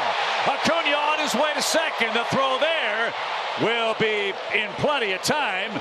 But Ronald Acuna Jr. picks up his second RBI since July 9th. And the Braves, with a 2-out hit, extend the lead. It's 3-1 Atlanta, and we go to the 5th.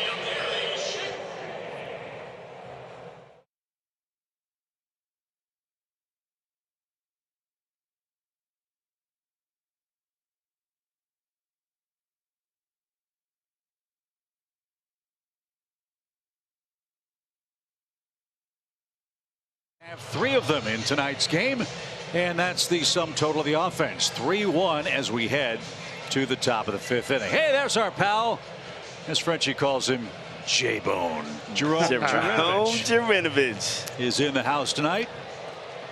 Cornered the market on the Emmy Awards. Lovely wife Natalie sitting beside him, just taking in the ball game. His first of the year. Well, he's been a world traveler. He has, yep. In recent times. So Jerome shows up and the Braves play great. That's the story tonight as Bryson Stott swings at the first pitch and is quickly retired here in the Phillies' 5th. Strider has set down 6 hitters in a row. Matt Vierling is coming up. He's 0 for 1. And here's a quick word from Zaxby's. Fried chicken salad under 600 calories with the dressing? You better believe it. Only at Zaxby's. Love the pitch count. Love the lead. For Spencer tonight, Vierling the 8th place hitter. And that's outside. Ball 1. Vierling's playing center field for the Phillies, who designated Odubel Herrera for assignment before the game today. They acquired Brandon Marsh, the kid from Buford, Georgia, from the Angels.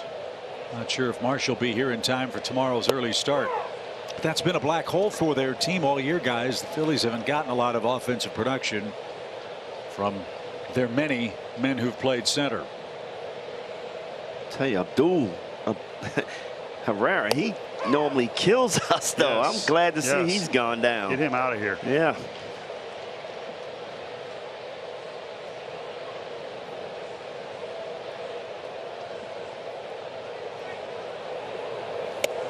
Way upstairs, 2 balls, 2 strikes. Talking to Rick Kranitz earlier, he said he's never worked with a young pitcher who knows himself as well as Spencer Strider. Usually when you get to be your mid-30s, you know yourself so well, you can almost tell the pitching coach what's wrong. Wow. Paint job, 8 strikeouts.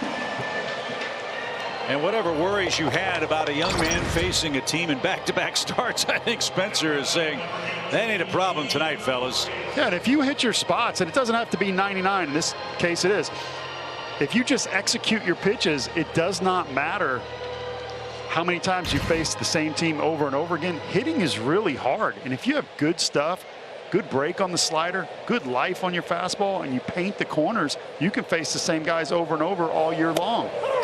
And the difference is he's going strike one. And even if the hitters know he's going strike one, it's still a tough pitch to catch up. Yeah. You saw Bryson Stott swing at that first pitch. Can't catch up with it. Fly ball the other way. And the danger in facing a team back-to-back is they know you and they've seen your break recently. So when you make mistakes, you don't get away with those. But if you execute, keep facing the same team over and over, you'll be okay. Strike two for Didi Gregorius. Strider has set down the last 7 Phillies hitters.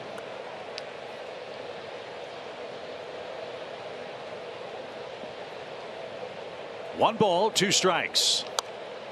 Look at how late Didi swung at that 100-mile-an-hour fastball, and who can blame him for that? Perfect location, down and away. BJ, are you up at the plate right now saying, when is this guy going to slow down? Yeah. When's he going to get tired? I'm choking up.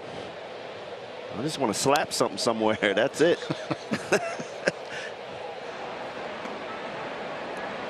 Corey Knebel is up in the Phillies bullpen. Again, it's a pen game for them today. They've got Zach Wheeler lined up tomorrow against Charlie Morton in the homestand finale. And a swing and a miss. 9 strikeouts for Spencer Strider. He's through 5 with the lead in game 1. Braves 3, Phillies 1. Dansby Swanson, Matt Olson, and Austin Riley are coming up.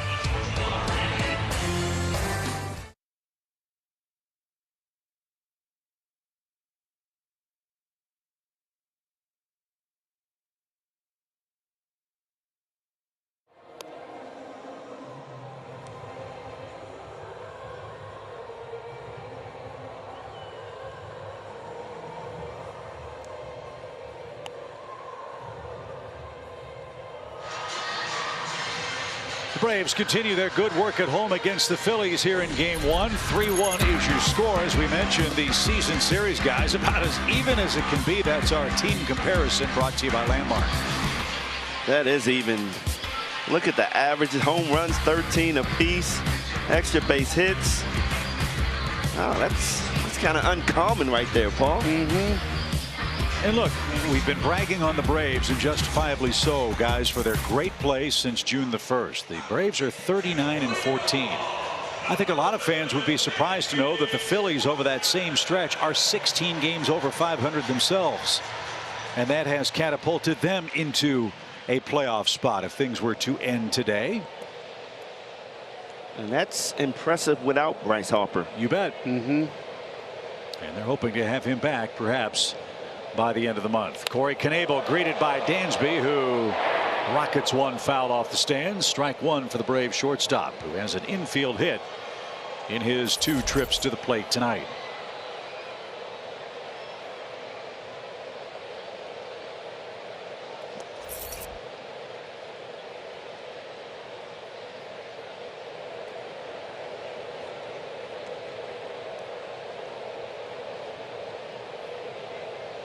I remember when the Phillies were here early in the season, there was a little controversy when Joe Girardi was the Phillies manager. He was loath to use his relief pitchers 3 days in a row. Phillies were trying to protect a lead. Knebel was on that 3rd day. Phillies didn't use him, and the Braves feasted in the final inning and came back to win. It really frustrated the Philly faithful. And ultimately, those struggles and that frustration helped lead to Joe Girardi's dismissal as the Philadelphia manager. So Rob Thompson, the interim guy, as this ball is poked into center. Dansby with another 2-strike hit. He's got 2 knocks tonight. 87 hits. And that right there is why he is so good. 2 strikes on him. That was a nasty curveball going away. And he just reached out there looking to go the other way on that pitch. That's all you got to do, Paul. There is such an art to that, not over swinging on the ball. If he tries to crush that ball, he's going to ground ball to the left side, easy out.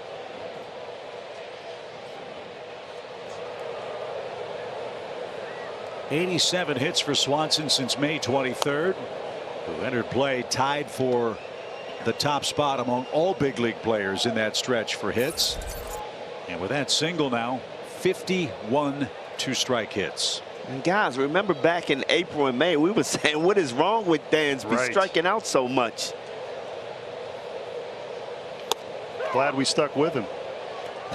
You know, when you talk to some of the top scouts in the business, they want to see a good swing. They want to see power. They want to see it hit ball to all fields. They also want to see you take a bad swing and foul it off. They want to see you foul off some 0-2 pitches, take a bad swing, hit a base hit the other way. Not everybody can do that. Not everybody can foul off a nasty slider. Not everybody can take an uncanny swing where you're fooled and make it work.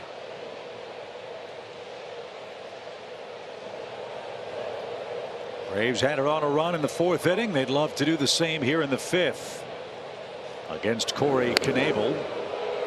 He's paying a lot of attention to Swanson, as you'd expect. Dansby 14 out of 20 this year in stolen base tries.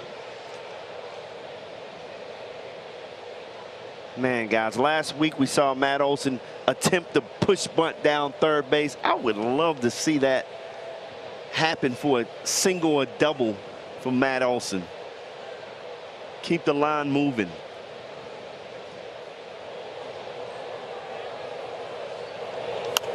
Little pop with the shift on. Nobody will catch up to that. It's off the netting anyway. And the count is a ball and 2 strikes.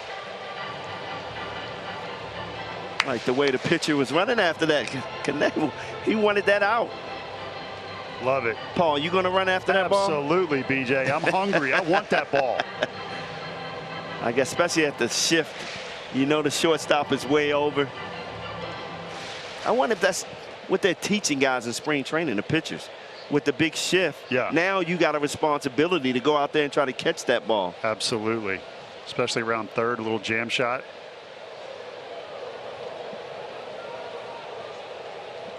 Three defenders on the right for Matt with a 1-2 count.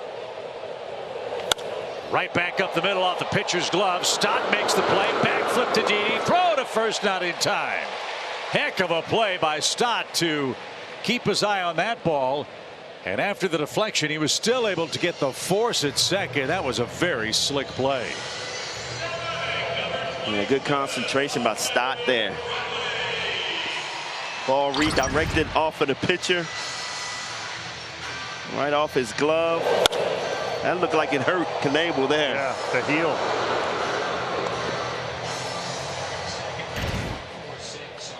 So Dansby forced 1-4-6 if you're scoring at home with us. Matt Olson trades places with him and Austin Riley, the batter, who's 1 for 2 tonight.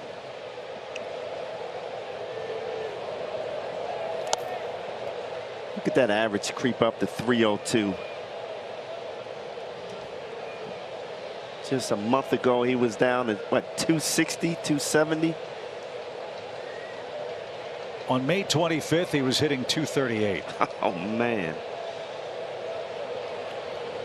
Not anymore. Austin Riley has thrust himself into the forefront of the MVP conversation in the National League. I would guess Riley and Paul Goldschmidt would be the top 2 guys in the National League. Ron Washington talking to him earlier, he was saying how much he appreciated Austin Riley's work ethic. He said nobody has worked harder than him over the last 5 years and deserves every bit of that contract. Gave him a big hug walking into that clubhouse. Texted him last night, but the hug came today. 2 balls, no strikes. And a chopper is foul at third. So here are the numbers for Austin Riley, the player of the month. I mean, the OPS is just unbelievable, guys. Staggering. It is. But the 26 extra base hits, we talked about him overtaking Hank Aaron. For most extra base hits in any month. 2 balls and a strike.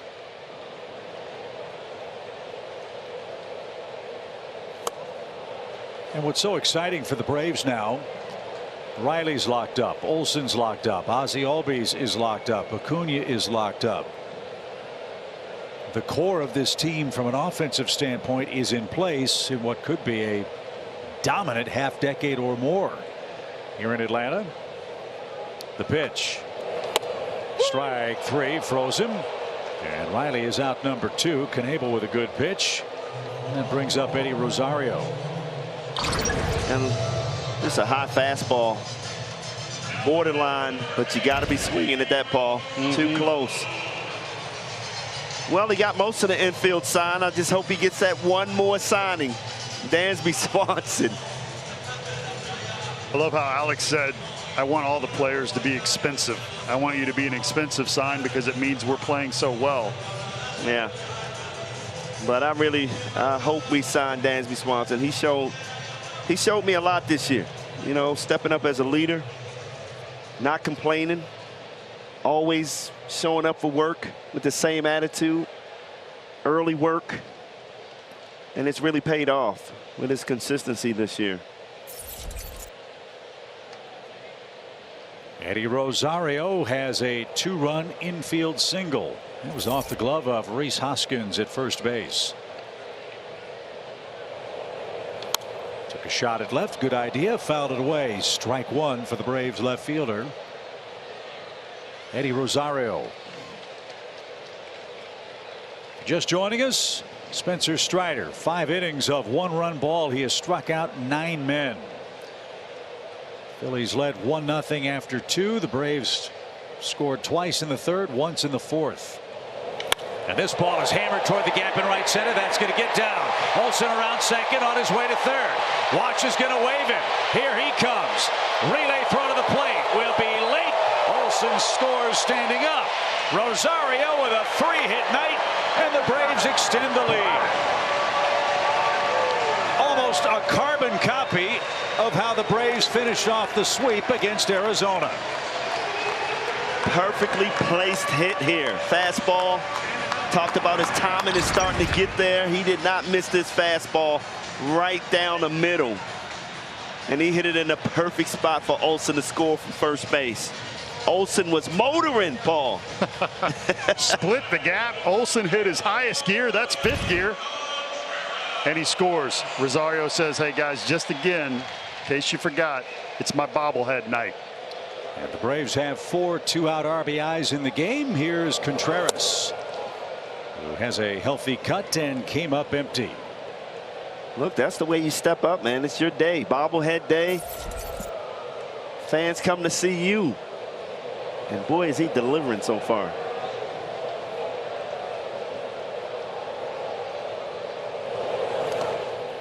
Boy, Real Muto's taking some punishment behind the plate tonight, isn't he? But he is blocking every ball, not complaining at all.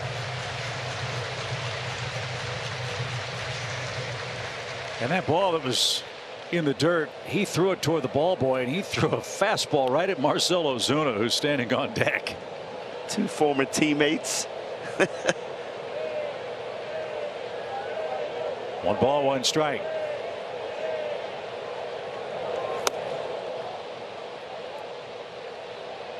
Oh, good curveball.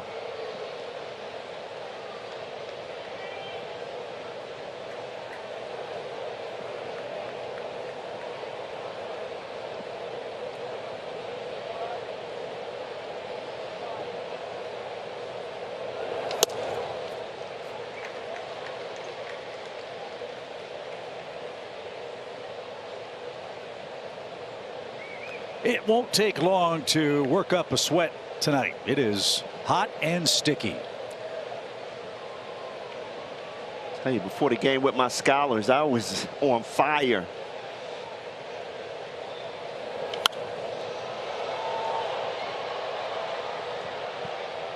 That's how we like it here in Atlanta this time of year. That's a big home field advantage. That's why it's called Hot Atlanta.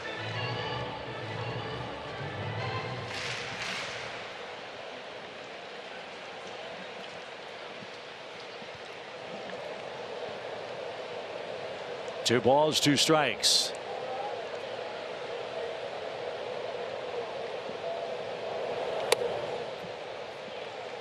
Pretty good pitch, but stayed high, and William now a full count. Better than the pitch to Riley, I thought. Yeah, that was a curveball up in the zone. Looked like it got a lot of the zone.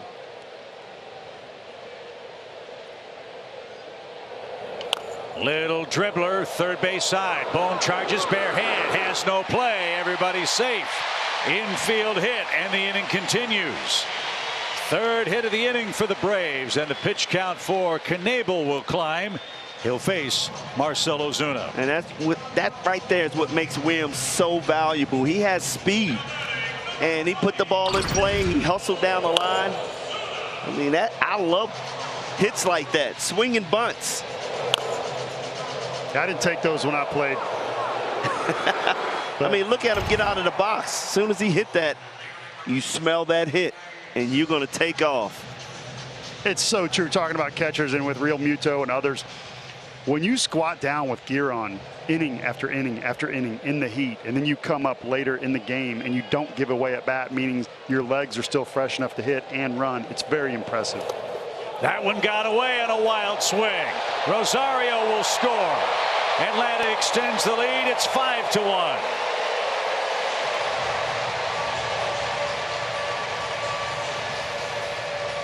Wow, that's a huge play right there. Good read by Rosario. Saw the ball bouncing in front of the plate. Not sure what Ozuna was swinging at right there, but great reaction by Rosario. So another gift run for the Phillies. Caleb Gotham will go to the bullpen phone. Knebel now 23 pitches. Might make him unavailable tomorrow. The pitch.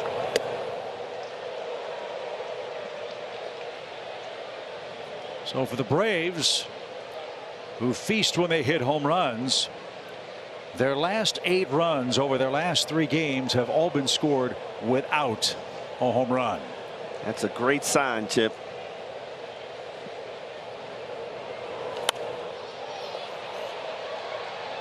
One and 2 for the Braves DH Marcell Ozuna.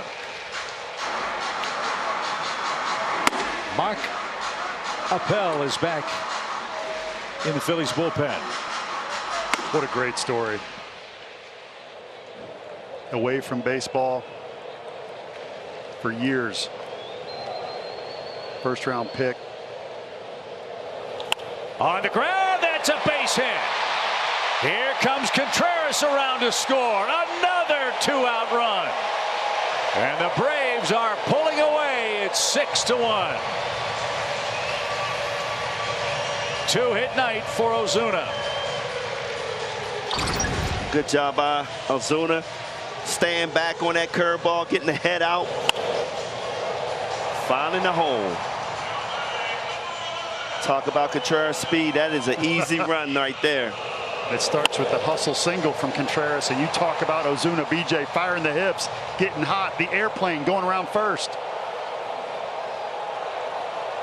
Multiple hit game. Gotta love it. And the Braves have scored 3 more runs. They've scored in each of the last 3 innings.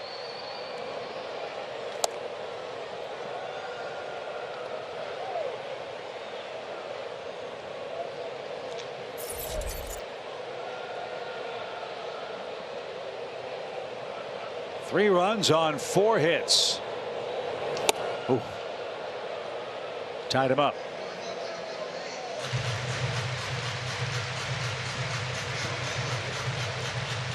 The Nationals have extended their lead over the Mets. It's 5-1 in the 7th. Here it's 6-1 Braves. Atlanta could pick up a game in the standings if they hold on, as this ball is launched deep left center. Schwarber will say, see ya.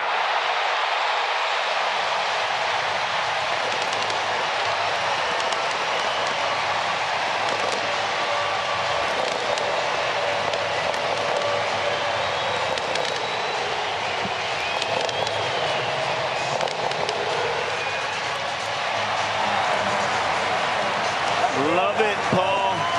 Arcia getting his opportunity to play. Great defense, and when things like this happen, Gosh, we see it so often. May not be hitting for average, but he can hit the bombs when it counts. 2-run homer. I think you're seeing why the Atlanta Braves didn't feel the need to address second base position. Arcia getting all of that one, and this stadium has erupted.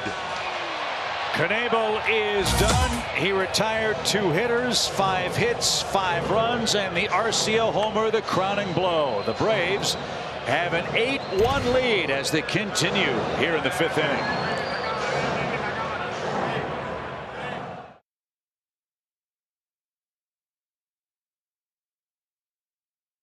In this game, enjoying an 8-1 lead. The biggest blow, the Arcia home run a moment ago. Speaking of those, for every homer the Braves hit this year and over the next 4 years, Truist donates $755 to the Braves Foundation's Henry Louis Aaron Fund with a minimum commitment of $1 million. There's your tote board total. Almost $120,000 has been raised to this point. So Mark Appel, long winding road, former overall #1 pick. After almost 10 years, I believe it was, he made his big league debut against the Braves, and he gives up a hit to Harris, and the Braves are going to bat around here in the 5th inning. Well, Chip, you always say it about Michael Harris. By the time he gets to that 3rd at bat, he is hitting, what, well over 300. It's like he just figures it out as the game goes on. And that's especially difficult in a game like this because he's had 3 at-bats. He's seen 3 different pitchers. Right. But he's reached base twice and scored once, and now Acuna, the batter, Ronald with an RBI hit his last time up and was thrown out trying to advance to second base.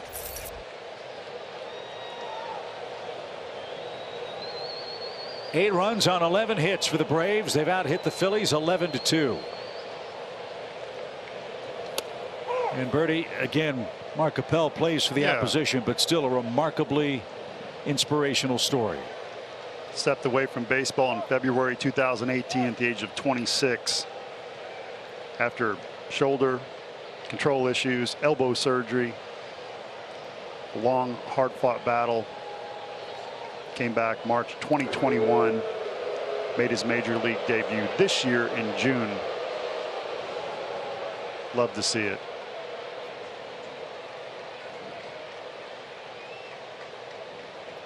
When he took the mound for the first time as a big leaguer and came out of the Philadelphia bullpen up at Citizens Bank, you could see him stopping and almost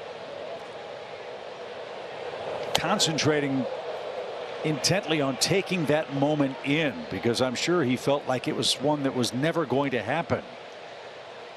And as he slowly made his way to the mound, got an out, walked off, was greeted by every member of the Phillies in the home dugout. It took all of his inner strength not to cry and enjoy it, finally achieving his lifelong baseball dream. As that pushes Acuna off the plate. Look, this guy's got good stuff. I mean, he's got a good arm, 96 miles an hour. But Tyler Matzik stepped away from baseball for a few years. An electric arm, struggling with command, started by throwing the baseball off a wall. Next thing you know, he's carving up the Dodgers and others in the playoffs, hitting every spot. Another great story. Guys, I know you're talking about pitching, and I know I often talk about how balanced this lineup is, but check out the RBIs, guys. 1 through 3 in this lineup, 160 RBIs. 4 through 6, 156 RBIs. And with that 2-run homer by Arcia, 7 through 9, 153 RBIs. Talk about a balanced lineup. These guys are getting it done. So full count pitch coming for Acuna. Harris will get a head start.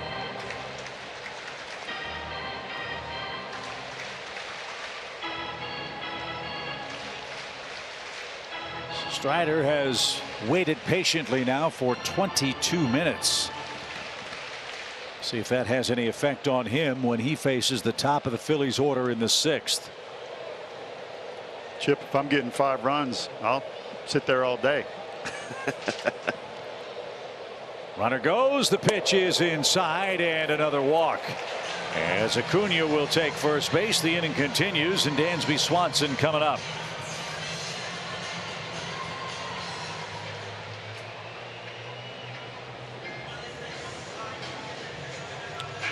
Oh, this is when it messes up your books, guys. All 9 batters hit this inning. Back to Dansby, who led off this inning. You right too big. I do. Little spot for this offense. See, I go behind. Okay, start writing in the margins and then have arrows pointing to those innings over there.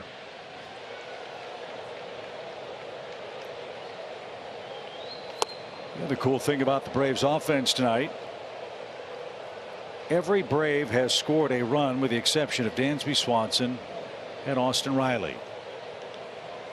So the RBI distribution evenly spread out.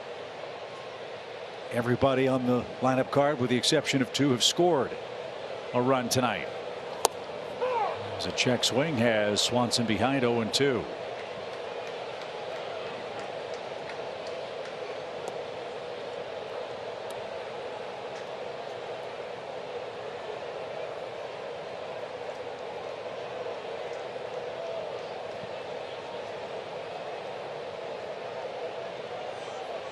A 5-run 5th.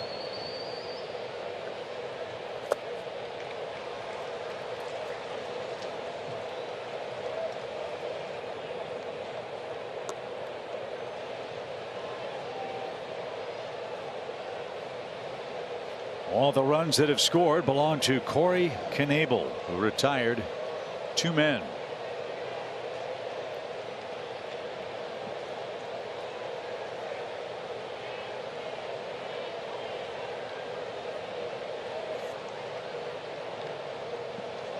This is the 41st pitch of the inning for the Phillies.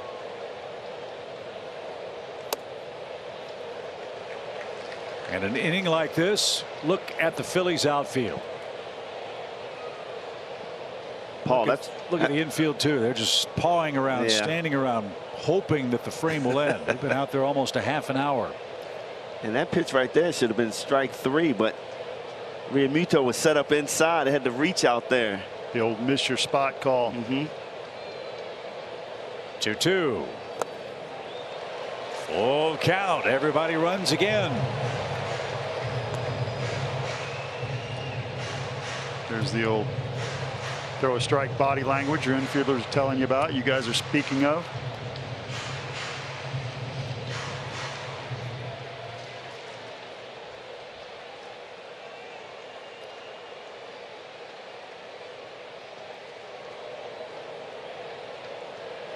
Harrison Acuna will get big leads. There they go. The pitch is golfed out of play.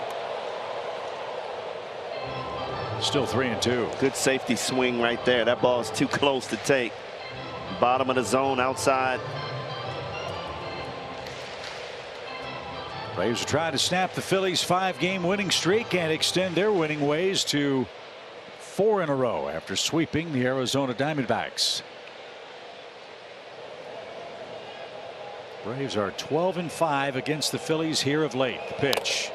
That got Realmuto. Knocked his mask off. Check your fillings, JT. Wow.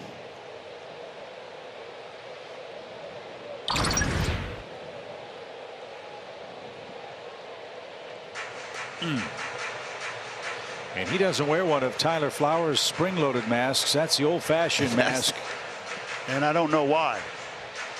That's the old, I feel all of that pain right there. No matter how good you are, you cannot block or stop that.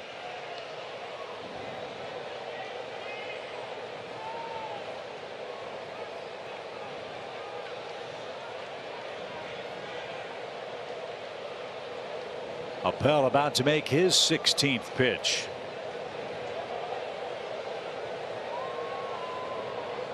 Again, the runners go. Broken bat, fly ball center field. That's down for a hit. Ronald streaking toward third. Wash puts up the stop sign. Another 2-out RBI. This one from Dansby Swanson. He's got a 3-hit game. And the Braves extend the lead. It's 9-1. This is awesome to see. Just another great at bat by Dansby Swanson, fouling off some tough pitches. And that's a tough pitch down. Fastball down in the zone. Heavy sink. And he just stays down right with it. Hey, that bat died a hero, Paul. He did. Look at this explosion right there.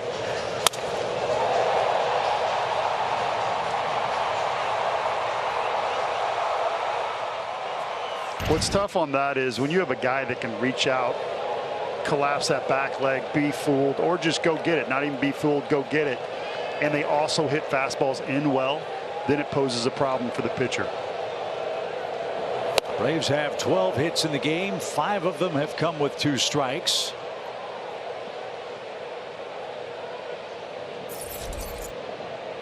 All the runs have come with 2 outs in the game. All 9 of them here in game 1. And this is how the Braves have played over the last 2 months. They are grinding and swinging relentlessly. Patience. They have been patient, making the pitchers throw strikes, fouling off tough pitches all day, taking their walks. Olsen to first, and that will end the inning. But what an inning it was for the Braves. 11 come to the plate, and 6 of them score. The Braves are blowing out the Phillies in game 1 of 2 in Atlanta. It was a parade in the 5th inning. The Braves are on their way.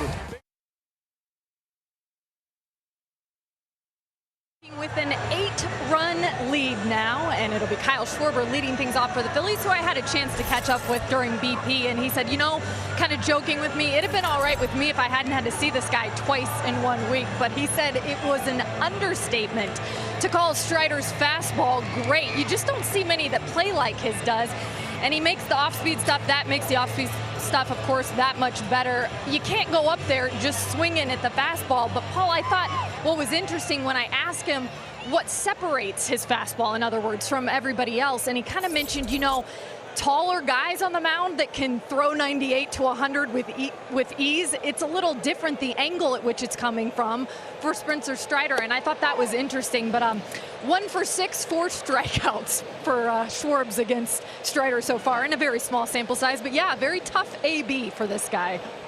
You are spot on, Kelly. Remember the Iron Mike pitching machine where it has that big iron arm and you can track the ball, and when it throws it, the first thing you want to see is you want to see the baseball, and then you make a decision on the pitch. When you have a shorter arm action from behind the ear on a guy that's 5'10" and it comes out 100, it's like the wheel machine where you just don't see it, and it gets on you quicker. The effective velocity, which we talk about, if somebody's throwing 95 but the effective velocity is 90, well, it doesn't matter if you're throwing 95. It doesn't matter what the radar gun says. It matters what the hitters see. And they haven't seen much from Spencer tonight. He struck out 9 Phillies hitters. 12 is his career high, in case you wondered. And by the way, Paul, I hated that spinning machine. Everybody doing does. batting practice. Nobody knows when to get their foot down Exactly. because they see the ball so late. And everybody has a timing mechanism. And if you can delay that timing mechanism out of a hitter, then you're already off to a great start on the pitch. To me, this is a huge test for Strider right here, because he's sitting on the bench for over almost 30 minutes right there. And now you come back out there. But it didn't bother him. He gets Schwarber. That's 10 strikeouts for Strider. 130 strikeouts. Now in 85 and 2/3 innings. Wow. Amazing. Slider, there's the dot. There's that slider. Doesn't break side to side, goes straight down. The slider. And then you think he's tucking his shirt in, but it's really putting that revolver back in its holster. 4 double-digit strikeout games for Strider this year, as he's got Rhys Hoskins behind. Hoskins took strike 3 back in the 3rd inning. Something else to think about today and tomorrow. You heard Alex Anthopoulos allude to it. Not overlooking the Phillies, but the schedule is what the schedule is for the Braves. We've got 5 games in 4 days coming up with the Mets. And on back-to-back Saturdays, guys, on the road trip the Braves will play double headers. So every pitch a starter goes in these games ahead will be critically important with that heavy workload scheduled for the Braves on that 3-city trip. And I wanted to ask Alex, are we going to a 6-man rotation over these next couple of weeks? That's a lot of games. Well, you'll get the extra player for the double headers. We'll see how it all hashes out. And no swing for Hoskins. 2 balls, 2 strikes. Assume we're waiting for Jake Odorizzi to get to Atlanta and Raisel Iglesias, who was acquired minutes before the end of the trading deadline. Atlanta already has Ede Adrianza and Robbie Grossman in uniform and available to go tonight.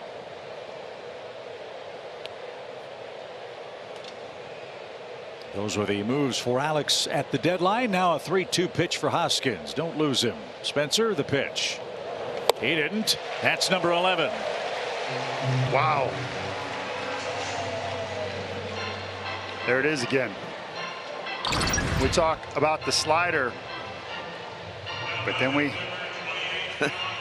forget about 99 miles an hour up at the letters. That's 131 strikeouts for Strider. For Strider on the year. Morton 126, Fried 122, and Wright 120. That's after Strider started out in the bullpen. Wow. He's set down 10 in a row, and with this big lead, he is beginning to feel it. And he's still rather efficient. Yep. Just 87 pitches so far. Well, that's what makes him so unique, I think. For a strikeout guy, he gets his strikeouts, but the pitches don't pile up ordinarily. Yeah, he's had a few starts where they have, but here he is in the 6th inning, 11 strikeouts, and only 88 pitches. Only 1 walk. And 2 hits. So he's been in complete command after falling behind 1-0. The Braves have scored the last 9 runs. And he's trying to cool off one of the hottest hitters in the National League, Alec Bohm, who's 0 for 2 tonight. And had the highest batting average in the major leagues in July.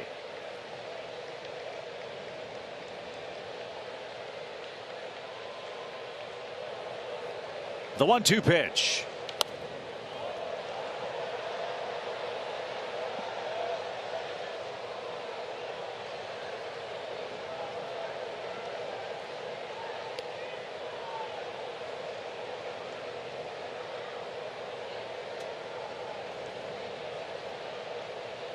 Spencer will try again. Here it is. Struck him out. He struck out the side, and that equals his career high. Look at Bohm. Unhittable.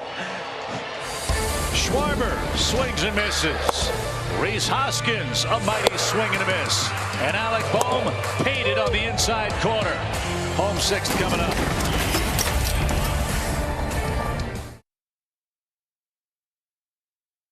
Break as we send you to Washington. A lot of Mets fans on hand for the season debut of Jacob deGrom. It's been over a year since deGrom has pitched in a big league game.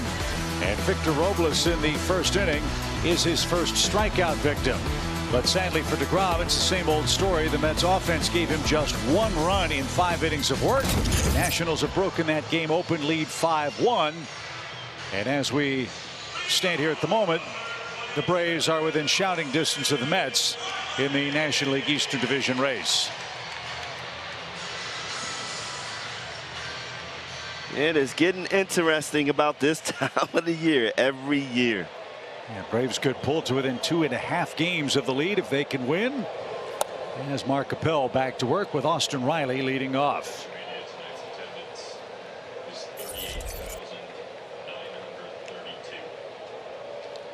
38,932 are here tonight. 1 more tomorrow. It's an early start for the Braves and Phillies. Quick turnaround. First pitch at 12:20 Eastern time. And then we head off on a near 2-week-long road trip. Riley jammed. Bohm to his left. Takes 3 steps to gather himself and gets his man for out number 1. Here's Eddie Rosario. Before we tell you about his great night, let's step aside for a quick word from our friends at Delta.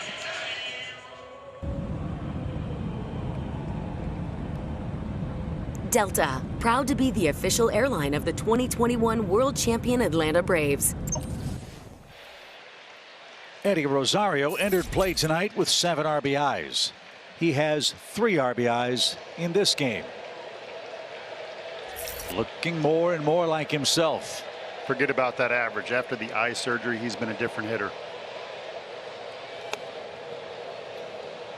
So he's up to 173. You're right. It's not the kind of hitter he's been over the last 3 weeks. He's added, though, 14 points to the average with his 2 for 3 night.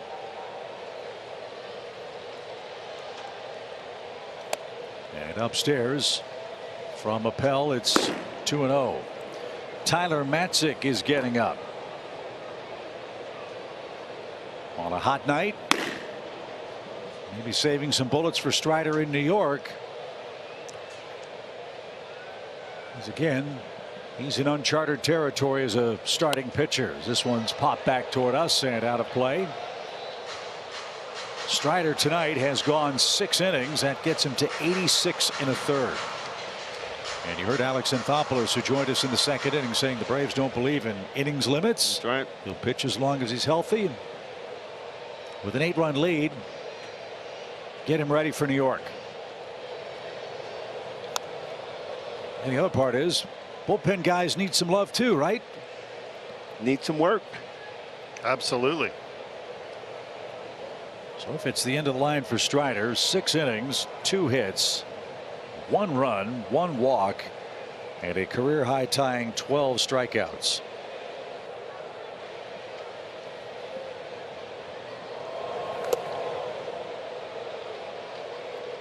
I thought Alex was gracious in saying that, I'm going to miss Will Smith and Jesse Chavez, both who have been instrumental in this Braves club. And whenever you change the personnel, you have to bring in the right type people, not just their numbers, not just their radar gun score, but you have to bring in the right type people in the clubhouse and in the bullpen. On the ground into the shift. Gregorius, a nice pick. And that takes care of Rosario. 2 men out. William Contreras, the batter. He has an infield hit and a run scored. He's also our Yellowwood, bringing the lumber feature. Getting it done. 253 batting average. He loves playing here at home. 9 home runs, 18 RBIs. Just totally impressed with this young man, not just from his offense, but his defense.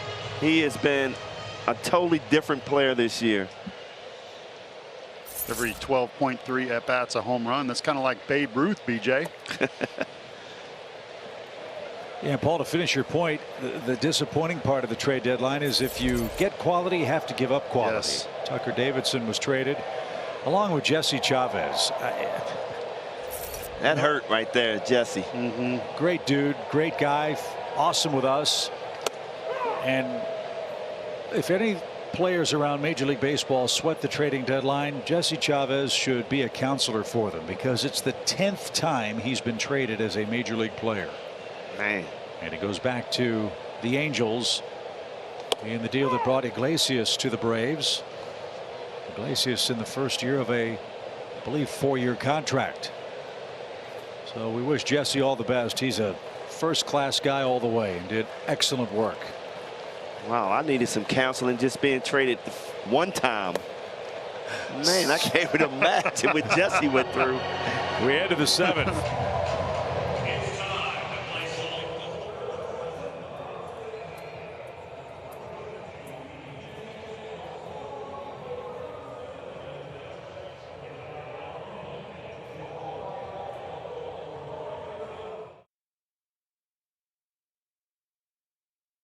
One with the Phillies as we take game number 1 to the 7th inning. The story from the mound has been Spencer Strider tonight.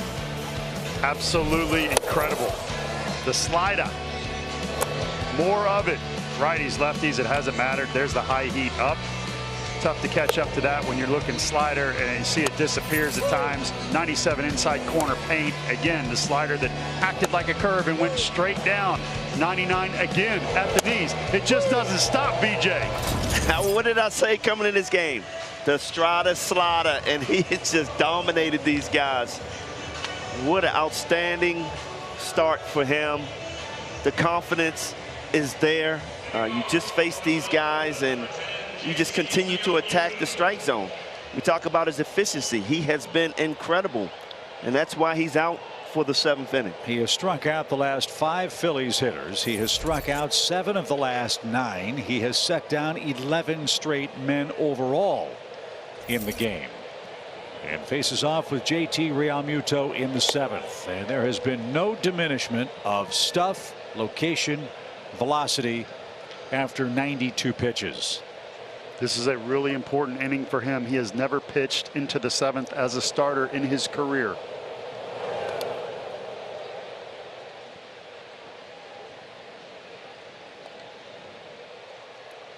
Realmuto is 0 for 2.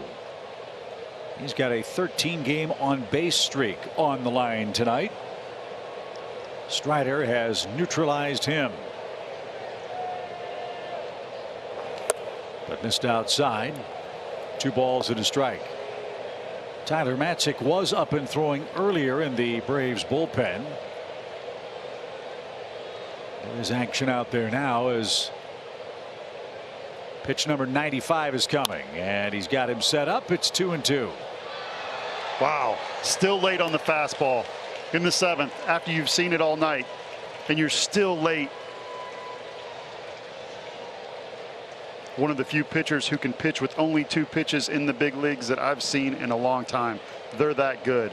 Most impressive thing, talking to Rick Kranitz, his changeup was fantastic during his bullpen this week, and he hadn't needed it yet. There's a new career high. Number 13 strikes out Realmuto, and 6 straight Phillies hitters are out on strikes. Just amazing. Fastball up in the zone. As a hitter, you see fastball, and that ball looks like it's rising, and you know you got to be on time, so you almost got to guess and guess right. But you can't catch up with that high fastball. That high heat, no way. By you. Here's Castellanos, the only Philly to score tonight. He has the first of 2 hits. They were back-to-back hits. A little dribbler. That should be easy. And a change up to first. A rare change up from Strider. Ooh. And there's out number 2. 13 straight retired.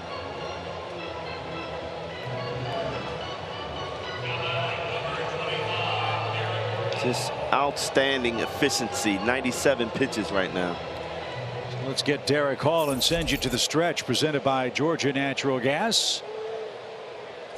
Nick Green, Gordon Beckham, Trevor Scales are standing by to talk about this busy day, and that's just out of reach as Hall has 2 of the Phillies' 3 hits. And it has been a busy day. 4 new faces will join the Braves roster. And is that going to be the end of the line for Strider? Looks like it is at 98 pitches. He retired 13 in a row before the Hall single. He set a new career high in strikeouts, and Truist Park is going to give him one whale of a standing ovation.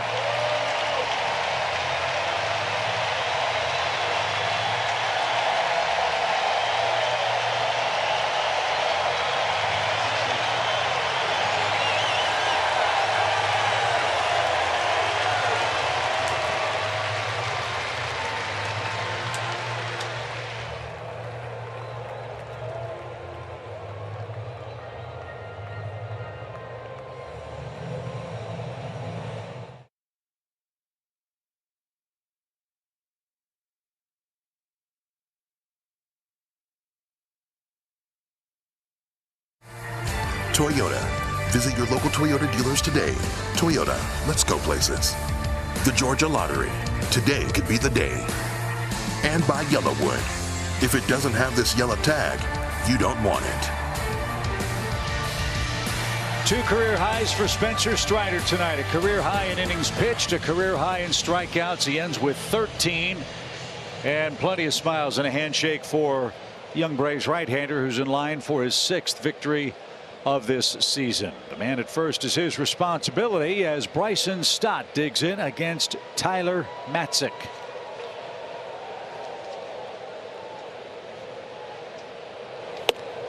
Matzik last worked on July 30th. A scoreless inning against the Diamondbacks.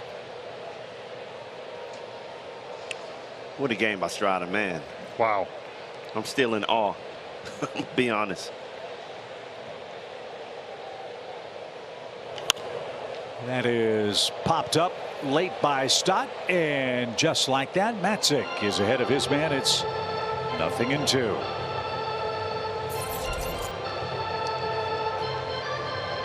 Phillies led 1-0 in the second. The Braves have stormed back, scoring 2 in the third, 1 in the fourth, and 6 in the fifth.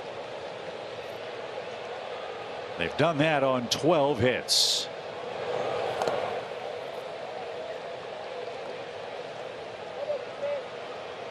Despite pitching just 87 innings, Spencer Strider is now 5th in strikeouts in the National League. That's amazing. That's amazing.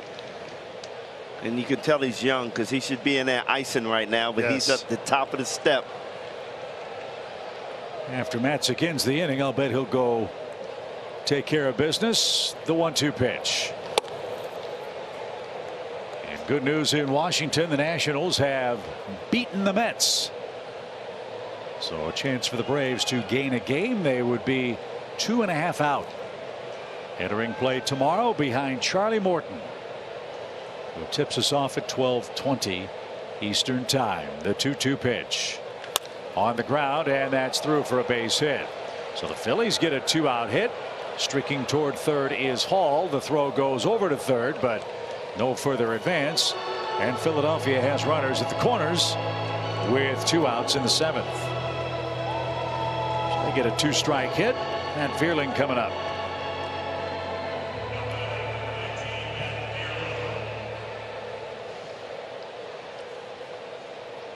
Vierling among the Philly hitters, happy that Strider's out of the game. Matt struck out twice, once swinging, once looking.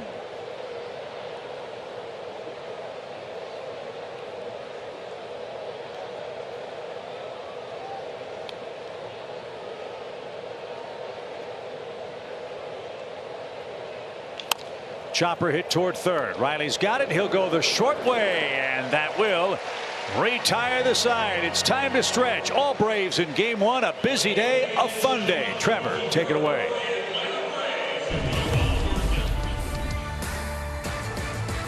The Stretch is brought to you by Georgia Natural Gas. Live the greener life.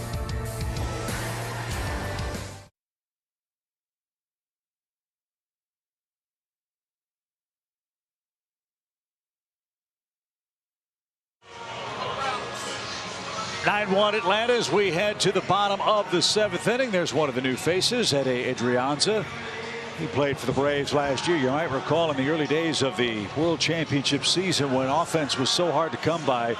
Adrianza and Pablo Sandoval hit so many home runs. It gave the Braves hope and wins early in that slow starting World Championship year. Yeah, what a great young man, too. I got a chance to shake his hand and welcome him back. But this guy's one of those utility guys that you need. He can play multiple positions, all infield positions, outfield. A very important guy down the stretch. I agree. Those are great numbers when you play sparingly or come in as a defensive replacement or come in as a pinch hitter and don't really get into a groove, and not everybody can do that. And I love what Alex said. He knows his role. So Francisco Morales will check in. Changes for the Phillies. They get Rhys Hoskins out of the game. They move Alec Bohm over to first.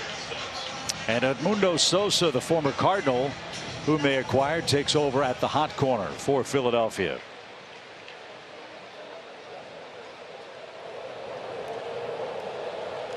Marcell Ozuna versus Francisco Morales. Nice day for Marcell with a couple of hits and a couple of runs. Morales is the 6th Philadelphia pitcher to toil in game 1. About 70% sliders to righties.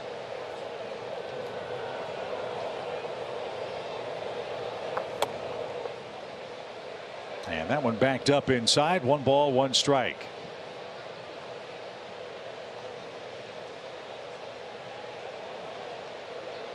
Wow, what a quick turnaround.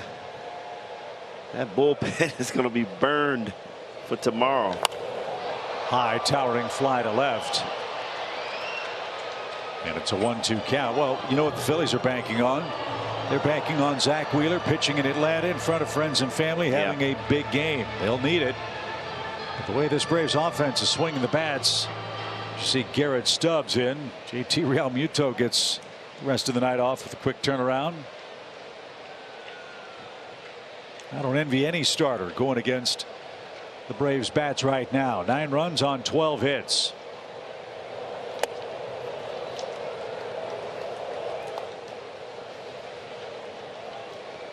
Braves will counter with Charlie Morton. Who's looking for his 6th win.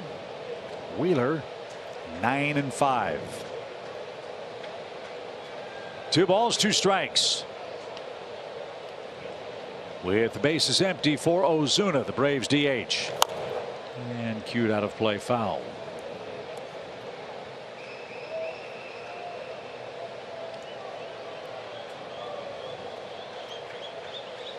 We talk about this lineup, man. We haven't seen the best of this lineup. I mean, we get Ozuna hot, get Acuna hot.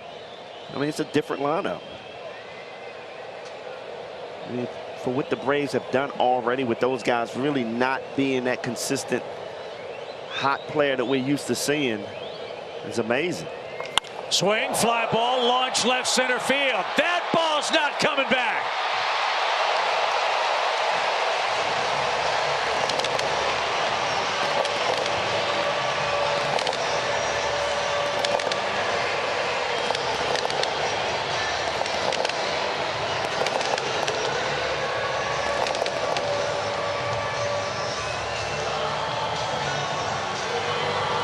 And guys, we might be seeing a new player in Marcell Ozuna. 3 hits tonight, 2 RBIs. Man. Welcome back, Marcell Ozuna. Rosario's hot. Strider's hot. So is my partner, Brian Jordan, who told Marcell to fire the hips. Yes, I did. So the Braves have a 10-1 lead. Ozuna needs the triple for the cycle, by the way. Here's Arcia. He homered last time up. A 2-run shot in the Braves' 6-run 5th inning. I'm so happy for this young man. Getting the opportunity to play. You know, you bring in Goslin, who split time with him, and then Robinson Cano. I know I'm not the GM, but I'm saying leave him alone. Let him go play second base every day. Yeah. His great defense means so much to our pitching staff.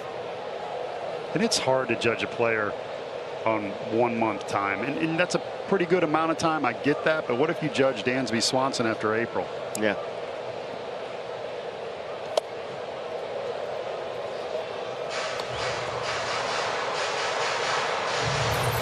Two balls and a strike for Orlando Arcia.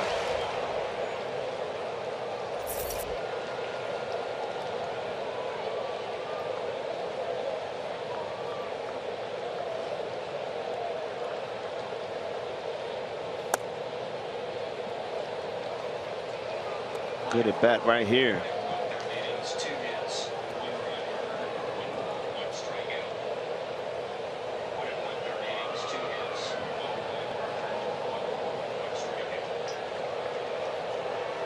So the Ozuna home run,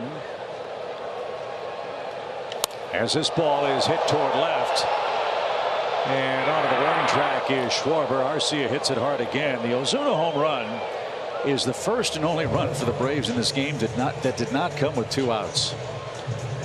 Marcell Ozuna with a 3-hit night, guys. All 3 hits, 2 strike hits. The Braves have what, 6, 7, 8 of those tonight. They have been very tough to finish off, sequence by sequence, inning by inning here in game 1. Tough outs, just competing.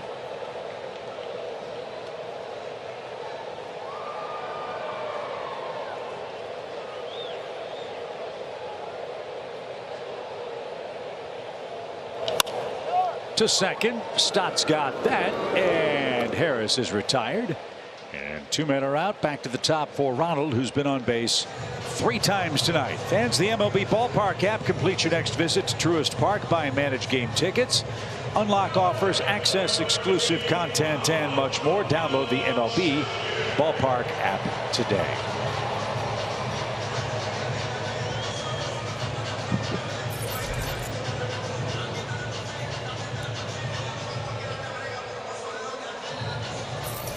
Ronald, an RBI single in the 4th. He's walked twice and scored once. So a 4-game hit streak for the Braves right fielder.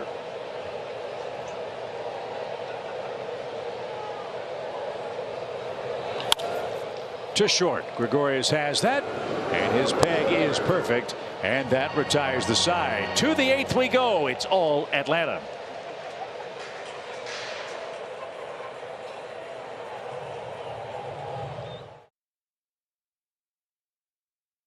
With world-class amenities, and new this year is the newly renovated Delta Sky 360 Club, which includes over 8,000 additional square feet, the Gold Glove Bar, renowned mixologists and chefs, 2 private retail stores, and much more. Go to Braves.com/premium and learn more and join the 2023 Premium Membership waitlist.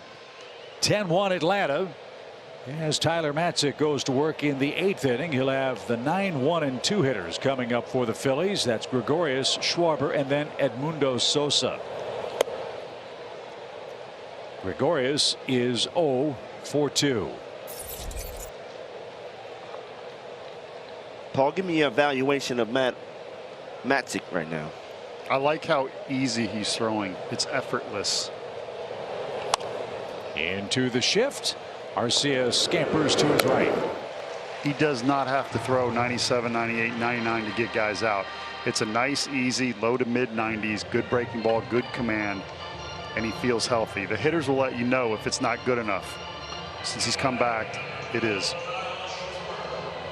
Back to the top, and Kyle Schwarber, who has struck out twice and walked once. Those punch outs came against Spencer Strider, who allowed just 1 run and a career high 13 strikeouts in a career best 6 2/3 innings tonight. Look at those numbers by Schwarber. 203, 33 home runs, and 66 RBIs. Feast or famine. Only Aaron Judge has hit more home runs than Kyle Schwarber. I read somewhere Judge is on pace to something like 70 this year. 71. Hit another one last night. Man. Up to 43. I think he hit 10 in 11 games. Can't imagine what his price tag is going to be at the end of the season. Wow. Now that's betting on yourself right there and getting it done.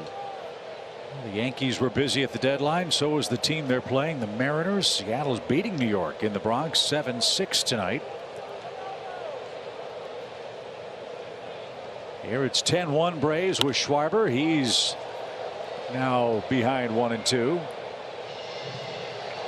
It's unusual to have a guy that on base percentage is just over 300. That's hitting 203 leading off. Yeah. With that type of power, yeah. I know last year we had Soler walking into the box, but he was hot and it was a different story. When your batting average is that low and you don't walk a ton, it's just unusual. Well, they are an unusual team, I think it's safe to say. They sacrifice defense for the offensive potential. They brought in Castellanos and Schwarber. They're not premium defensive players. Losing Bryce Harper really hurt them. Yeah. And you'll recall when Harper was healthy, because of his injury issues, all he could do was DH. Which I think he really liked. Did a heck of a job, didn't he? Yes, he did. It's outside. But it's an interesting philosophy, wouldn't you say? Playing in a small hitter-friendly ballpark, you trade defense for offense. And early in the season, the Phillies weren't hitting, and they weren't defending, and they weren't winning. But in recent times, like the Braves since June 1, they have been a much more representative club of what they thought they would be when the opening bell rang. Full count for Schwarber. And I'll say this, A team that has Nola, Wheeler, Syndergaard, Suarez in rotation in a short playoff series with this offense and its capability. Look out. Full count. Bullet and foul past Olsen. You're right on, Chip. And I think the playoffs, first of all, you got to get there. You got to get in. Right. But then it comes down to what team is hot. All the little things are magnified. Every pitch, the crowd cheers or boos. And it comes down to, did you move the runner over like we talked about earlier? The little things. And it really comes down to who's pitching well and who's hot. Last year, everything clicking for the Braves. It didn't matter what they did in April. Well, that's why the expanded playoffs is so exciting, as that's taken inside ball 4 for Schwarber, a 1-out walk. Just get in the tournament. It's like hockey. You know, you get a solid defense and a hot goaltender. Even the, shall we say, less superior teams have a shot to make a run at the title. So Matzik issues a 1-out walk in the 8th inning. After 16 pitches, he will be taken down. And Edmundo Sosa will come on with the Phillies up with 1 on 1 out in the 8th inning.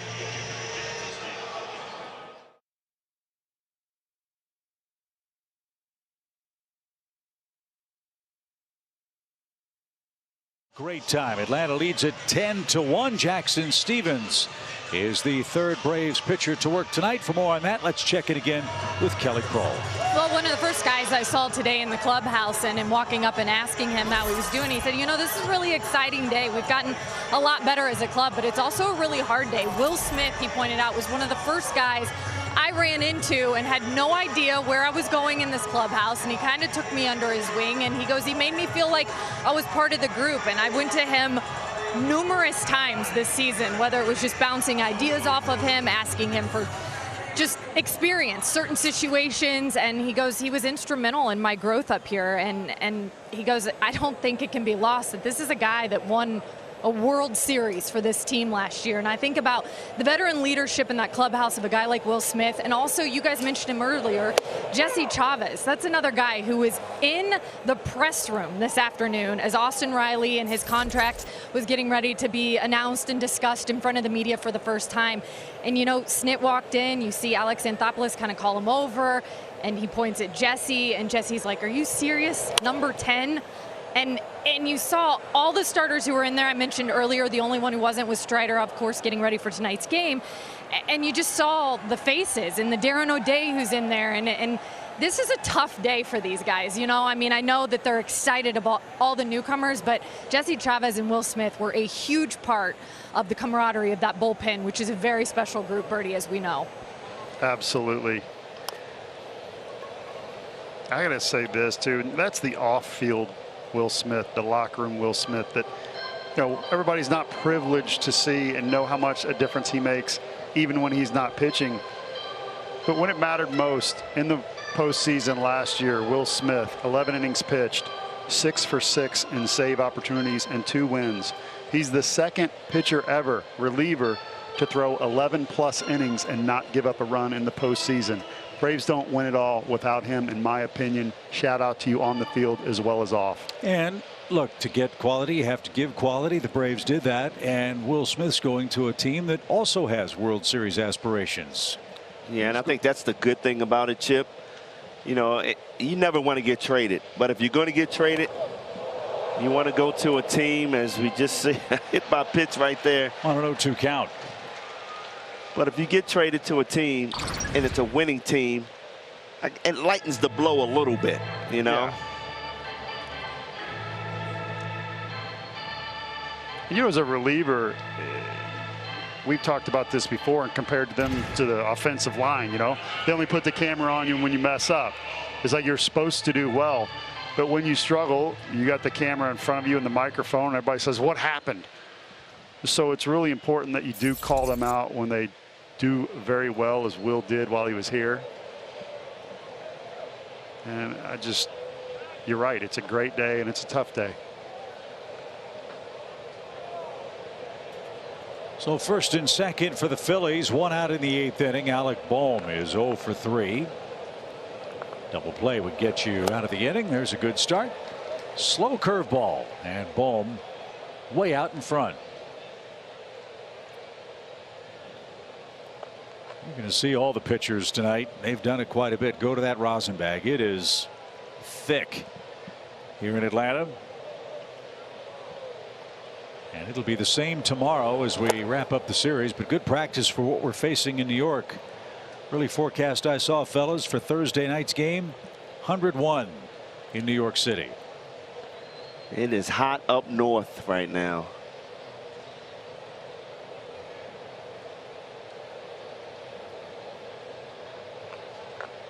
A ball and a strike. 10-1 Atlanta. The Phillies with 4 hits.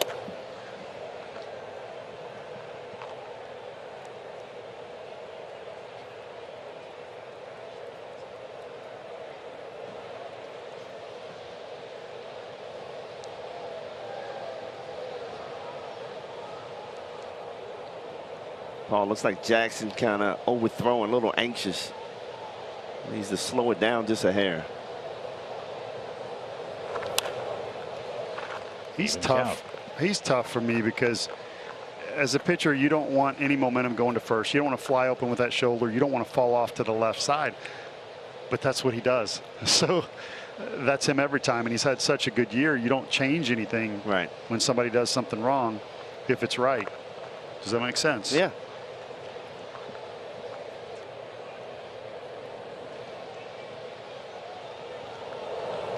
Swing and a miss, and Alec Bohm didn't get that. Jackson Stevens has the second out of the 8th inning, and Bohm has whiffed thrice. And you just got the hottest hitter average-wise of the month out with the breaking ball away. So you don't change anything. You see the knuckle up, good spinner, straight down. I was just about to say that, like a knuckle curveball. Like the knuckle was sitting up top. It is. Man. Is that something new from Jackson? I didn't see that early in the year. He did have Yeah, he did. Really?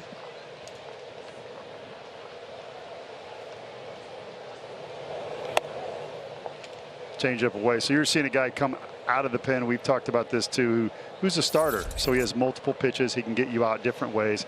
And sometimes as a starter, it's hard to settle in when you have a lot of pitches. So there's an art to that coming in from the pen, where you can throw your first inning out there if you have an arm that can maintain velocity over a period of innings.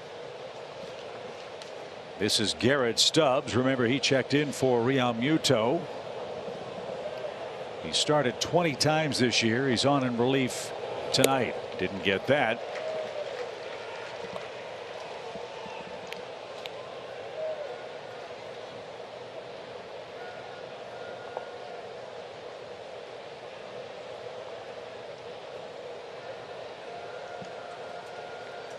Two on, 2 out. All Braves on Tuesday night.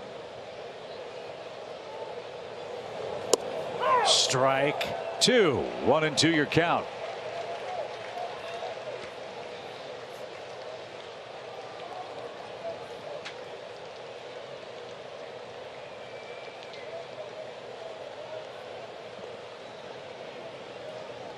Walk and a hit batsman. The Phillies base runners here in the 8th.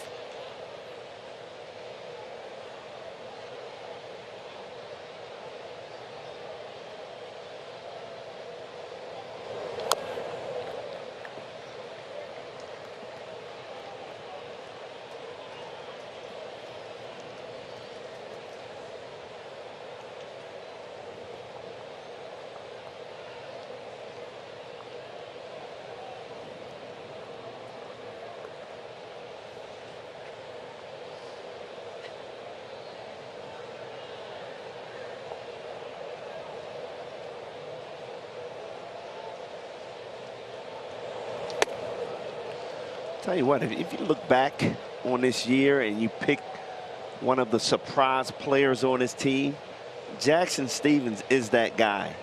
I don't think anybody knew who Jackson Stevens was coming into this season, coming out of Mexico, but he's delivered. He has done a tremendous job all season long, in long relief, short relief. Wow. Should have got that pitch. Full count. Well, I like it. Hitter wanting a little extra off the plate. Okay, Yeah. okay, BJ. Only because it's the top of the 8th inning. And it's 10-1. Bingo.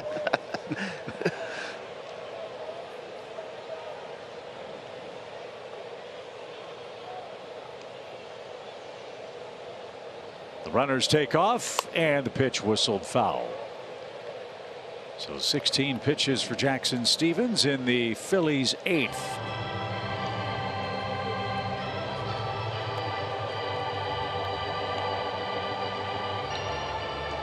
Figure both these clubs will look quite different tomorrow for the series wrap-up. All their acquisitions could be in uniform. I think players still have, what, 72 hours to report after a trade? Uh-huh. We'll see if that's the case. And a good fight here by Garrett Stubbs. He'll see a 9th pitch. Heck, if you're coming from the Angels or you're coming from Detroit, you should want to, with all due respect, get to your new clubs, because that means you're headed to a playoff race. Right. But if you're going the other way, take the 72 hours. Spoken like a true veteran. 3 balls, 2 strikes. No, but if I'm a young guy like C.J. Abrams, who just got traded to Washington, man, I am taking a private jet to get there as fast as I can. He's a nice kid, an Atlanta kid. Yep. Runners go, and that is downstairs. Bases are loaded. 2 outs in the 8th inning. And Jairo Munoz is going to bat for Castellanos. Let's see if Stevens can end the inning after a word from Academy Sports and Outdoors. With our free in-store assembly and pre-assembled grills and smokers, buy online at academy.com and pick up in-store. So keep those grilling plans at Academy Sports and Outdoors. There have been a handful of innings for both of these offenses where all the action is without a hit. That's the case for the Phillies. 2 walks and a hit batsman here in the 8th inning. And Jairo Munoz takes a strike.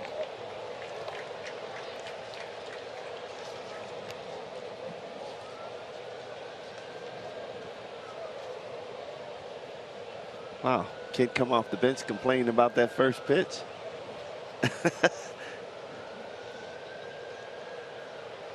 Munoz has a couple of hits against the Braves. And now he's got a couple of strikes against the Braves. 0-2.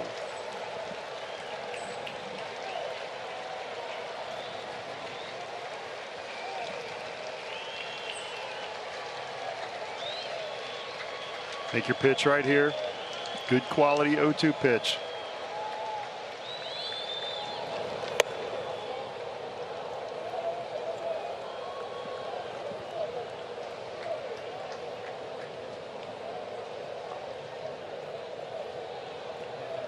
Guess Schwarber got the short end of the stick. He's still in the ball game.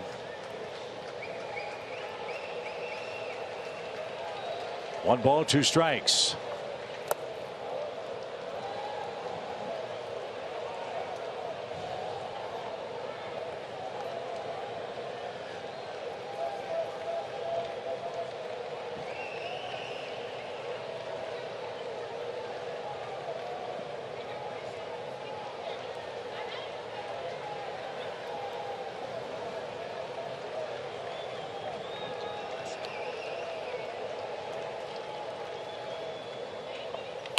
On the ground, Dansby to his right. He'll make the long peg to first, and that will retire the side. To the home 8th we go.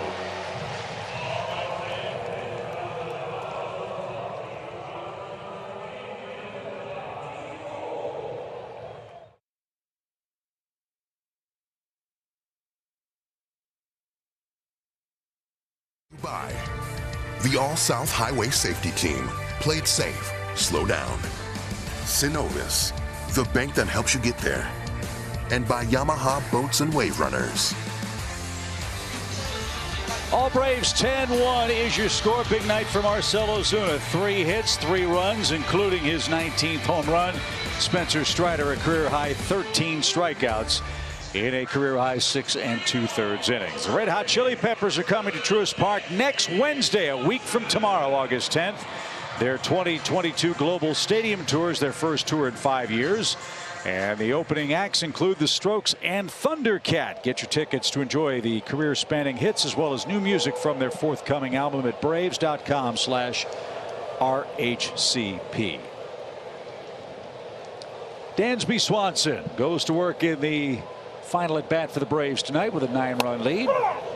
Dansby has 3 more hits, all of them singles. He also has an RBI tonight. Now, I'm a little surprised that Dansby's still in the ball game with a day game tomorrow. But he's such an Iron Man also. He just loves playing.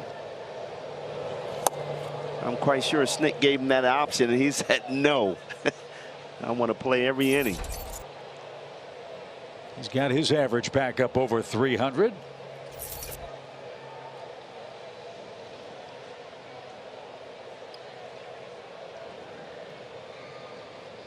That's a great point you make. Matt Olson, the current consecutive games played leader in Major League Baseball. Swanson's played virtually every inning. Riley's played virtually every game. He missed some time on paternity leave. But that's, again, the nature of this young Braves club. To your point, yeah, they want to be in the lineup. Yeah. And Snit wants them in the lineup because they're so darn productive. And when you factor in that extra month of baseball last year, these guys truly are Iron Men in the lineup as that's off the plate. 3-1 from Francisco Morales. Go along with that Iron Man status. Plays hard, dives. Jersey always dirty. Runs every ball out. Does the little things so well. On the top step, cheering his teammates on, and it's genuine. No swing. And so our count is correct. It's 3 balls, 2 strikes. The big board in center says 3-1. So it's a full count for the Brave shortstop. Brian, beg your pardon. And to me, that's the most important part. Being on top of the step, being that leader, regardless of what you're doing, you're still up there cheering these guys on and making your presence known. A leadoff walk. Matt Olson's the batter, looking for his first base hit. Let's enjoy a quick message from Truist. Jessica was born to care. That's my best friend. She don't need no. Miss Hogan's class? It's Atlantis. Today, she's a teammate at Truist, the bank that starts with care.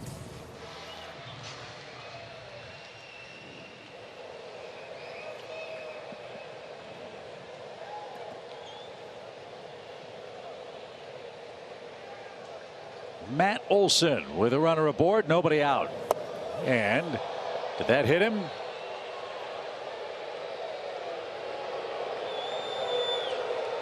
Yep.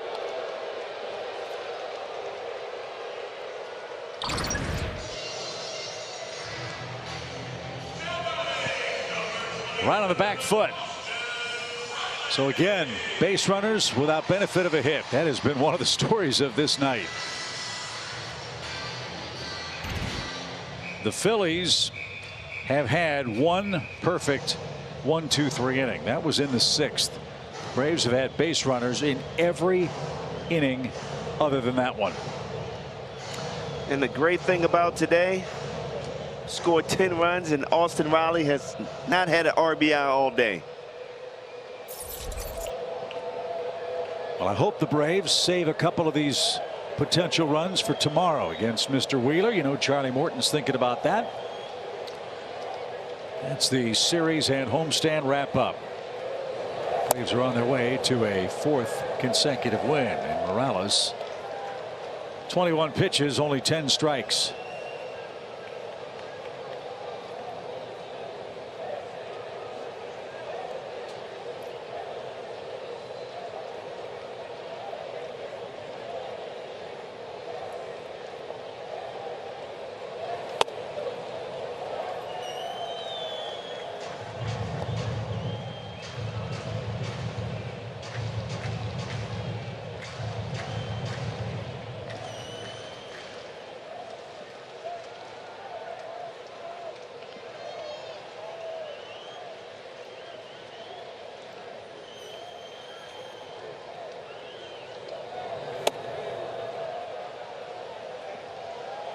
Well, I got to say, Paul, as an outfielder and you're on that mound throwing a bunch of balls late in the game, I am really mad at you.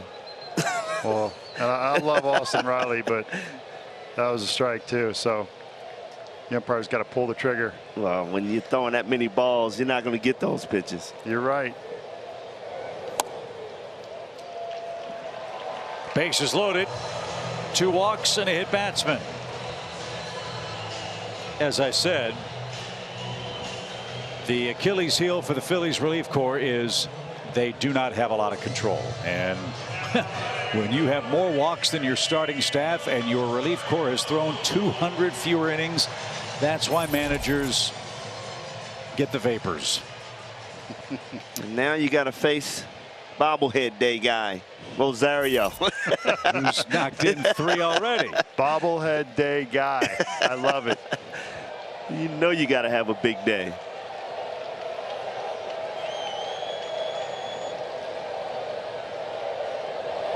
On the ground, that's through for a run-scoring hit. Olsen will be sent around. Here comes the throw to the plate. It's cut off. And Eddie Rosario, a huge night. 5 RBIs. And the Braves have a 12-1 lead. There it is. I mean, you could have chalked that up, man. Your bobblehead day, you're going to come through. And just, man, this has to feel good for Rosario. His 3rd hit of the day. 2 more RBIs to add to his stats. Maybe in a big series, we talked to Adam Zimmerman, maybe a couple extra bobblehead days in September. So Austin Riley 90 feet away for the Braves. Why is that important in a 12-1 game? Well, Austin's the only Brave that hasn't scored a run yet. All the other 8 starters have. Rosario's knocked in 5 of them. Ozuna 2 RBIs. And the Braves with 14 hits.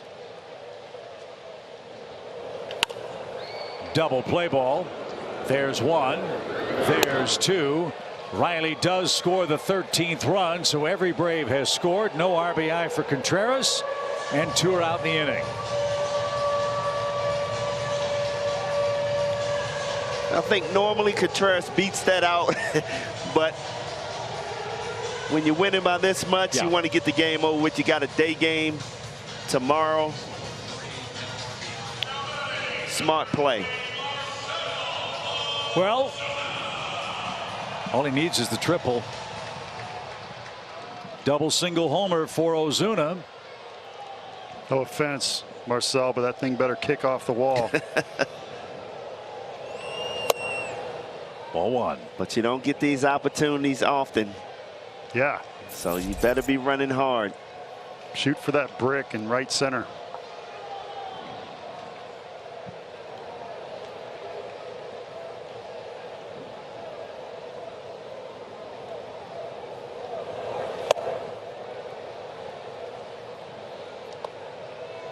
BJ, did you ever hit for the cycle? No, came close a couple of times. Missed the triple? Actually, I missed a single one time. Oh. Yeah. That hurt. 2 balls, no strikes. Who was it against? Do you remember? No, now you're asking too much, Chip. Jeez, oh, Wiz. Sorry. Too many football hits, man. I was going to say Walter Johnson, Christy Mathewson. 2 balls and a strike. With 2 outs, 3 more runs for the Braves in the 8th. And a ground ball to 3rd. And Sosa with the peg will send us to the 9th. Braves having fun tonight. 13-1 is your score.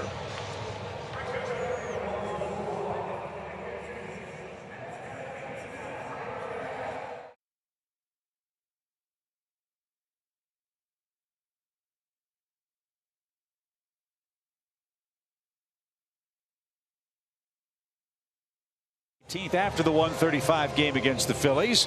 The legendary Christian band has dozens of #1 hits and has accumulated more than 6 million albums sold worldwide. Oh, easy for me to say. Field Pass tickets are available for the concert, as well as a Field Pass ticket package, which gives you access to both the game and the post-game concert. Mercy Me here in Atlanta, Sunday, September 18th. Derek Hall leads off the Phillies ninth. Hall's had a nice game, 2 hits. And the lone Phillies RBI. That gave him a lead in the 2nd inning. Hard in a big league game to score 13 unanswered runs. That's what the Braves have done to the Phillies tonight. Spencer Strider will win his 6th game. Career high performance for him. And the Braves booming bats. 13 runs, 14 hits. Every Brave who started has scored a run. And on just 2 home runs tonight. Yeah.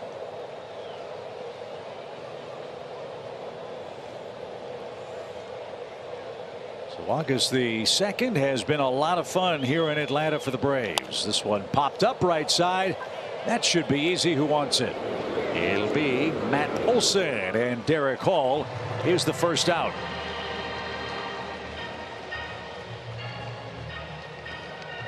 I like it. Matt Olson going into the second base territory. Arcia saying that's my ball. I was going to say, he's lucky Brandon Phillips wasn't out there. Remember when Dansby was in his rookie year and he'd range to the right side, make catches, and Phillips would just scream at him, get over there. Yeah.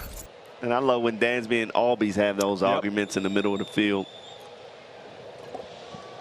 Bryson Stott takes downstairs. 1 ball, no strikes. I think we forget sometimes in this run where the Braves current players are so successful. You forget about the guys that were here during the rebuild that helped set the tone in that locker room. Brandon Phillips was certainly one of them. One of my favorite guys, A.J. Brzezinski. Enjoyed having A.J. around. Nick Markakis, though, at the top of the list. I think he'll go down as one of the most important Braves. Yep. His steady play in right field as this one served towards short. Dansby's got that, and the Braves run out away. And Matt Fearling, the final hope. Morton and Wheeler tomorrow. Coverage starts at 11:30 here on Bally Sports. Chance for the Braves to have a perfect homestand. Swept 3 with Arizona, winning tonight 13-1.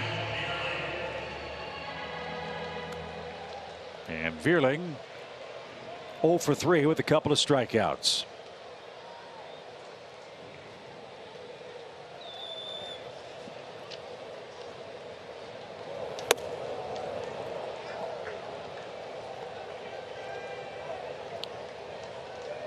Spencer Strider 5-3 entering the game today for Atlanta.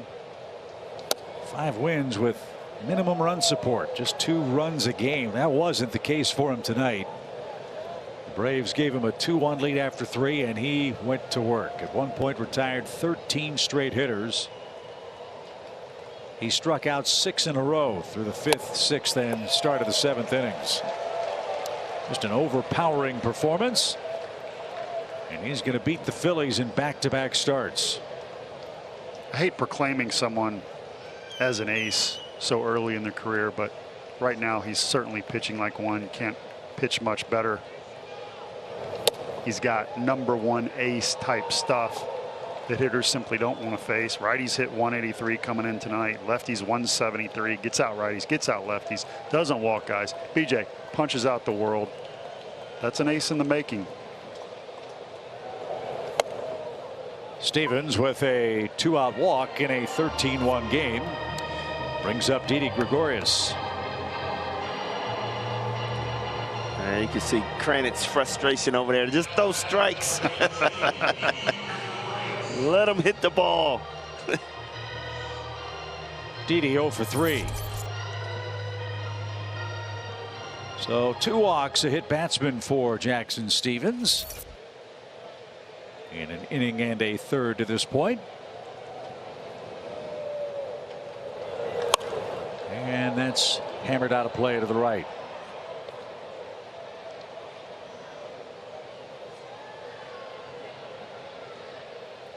Hope you'll stick around for Braves Live post-game. That's presented by Xfinity. Trevor, Nick, and Gordon Beckham standing by with, I'm sure, a lot of praise for that man who had a 5 RBI game tonight, Eddie Rosario. In the air to center. Michael's there. That's your ball game. Braves thump the Phillies 13-1. What a way to start this 2-game series against a division rival. How about Eddie Rosario getting it done tonight? His bobblehead day. 5 RBIs, couple of home runs. I'll see it. Good to see him with his 6th home run. Ozuna looked great. And I can't say enough about Strider, Paul. Strider, Ozuna, Rosario. I'm giving the game ball to Alex Anthopoulos for the beautiful trades that he made today. It'll be fun to watch this team the rest of the way. As we said before the game, the season starts today. Braves are 1-0. Indeed they are, and they also pick up a game on the Mets. We start play 2.5 games behind New York, with 1 more to play with the Phillies here tomorrow. Our coverage begins at 11:30 Eastern Time. Zach Wheeler for the Phils, Charlie Morton for the Braves, and we'll have all the exciting action for you here on Bally Sports South. For Kelly Kroll, Paul Bird, and Brian Jordan, Chip Carey, thank you for joining us from Atlanta tonight. Braves 13, Phillies 1. Braves Live presented by Xfinity is coming right up.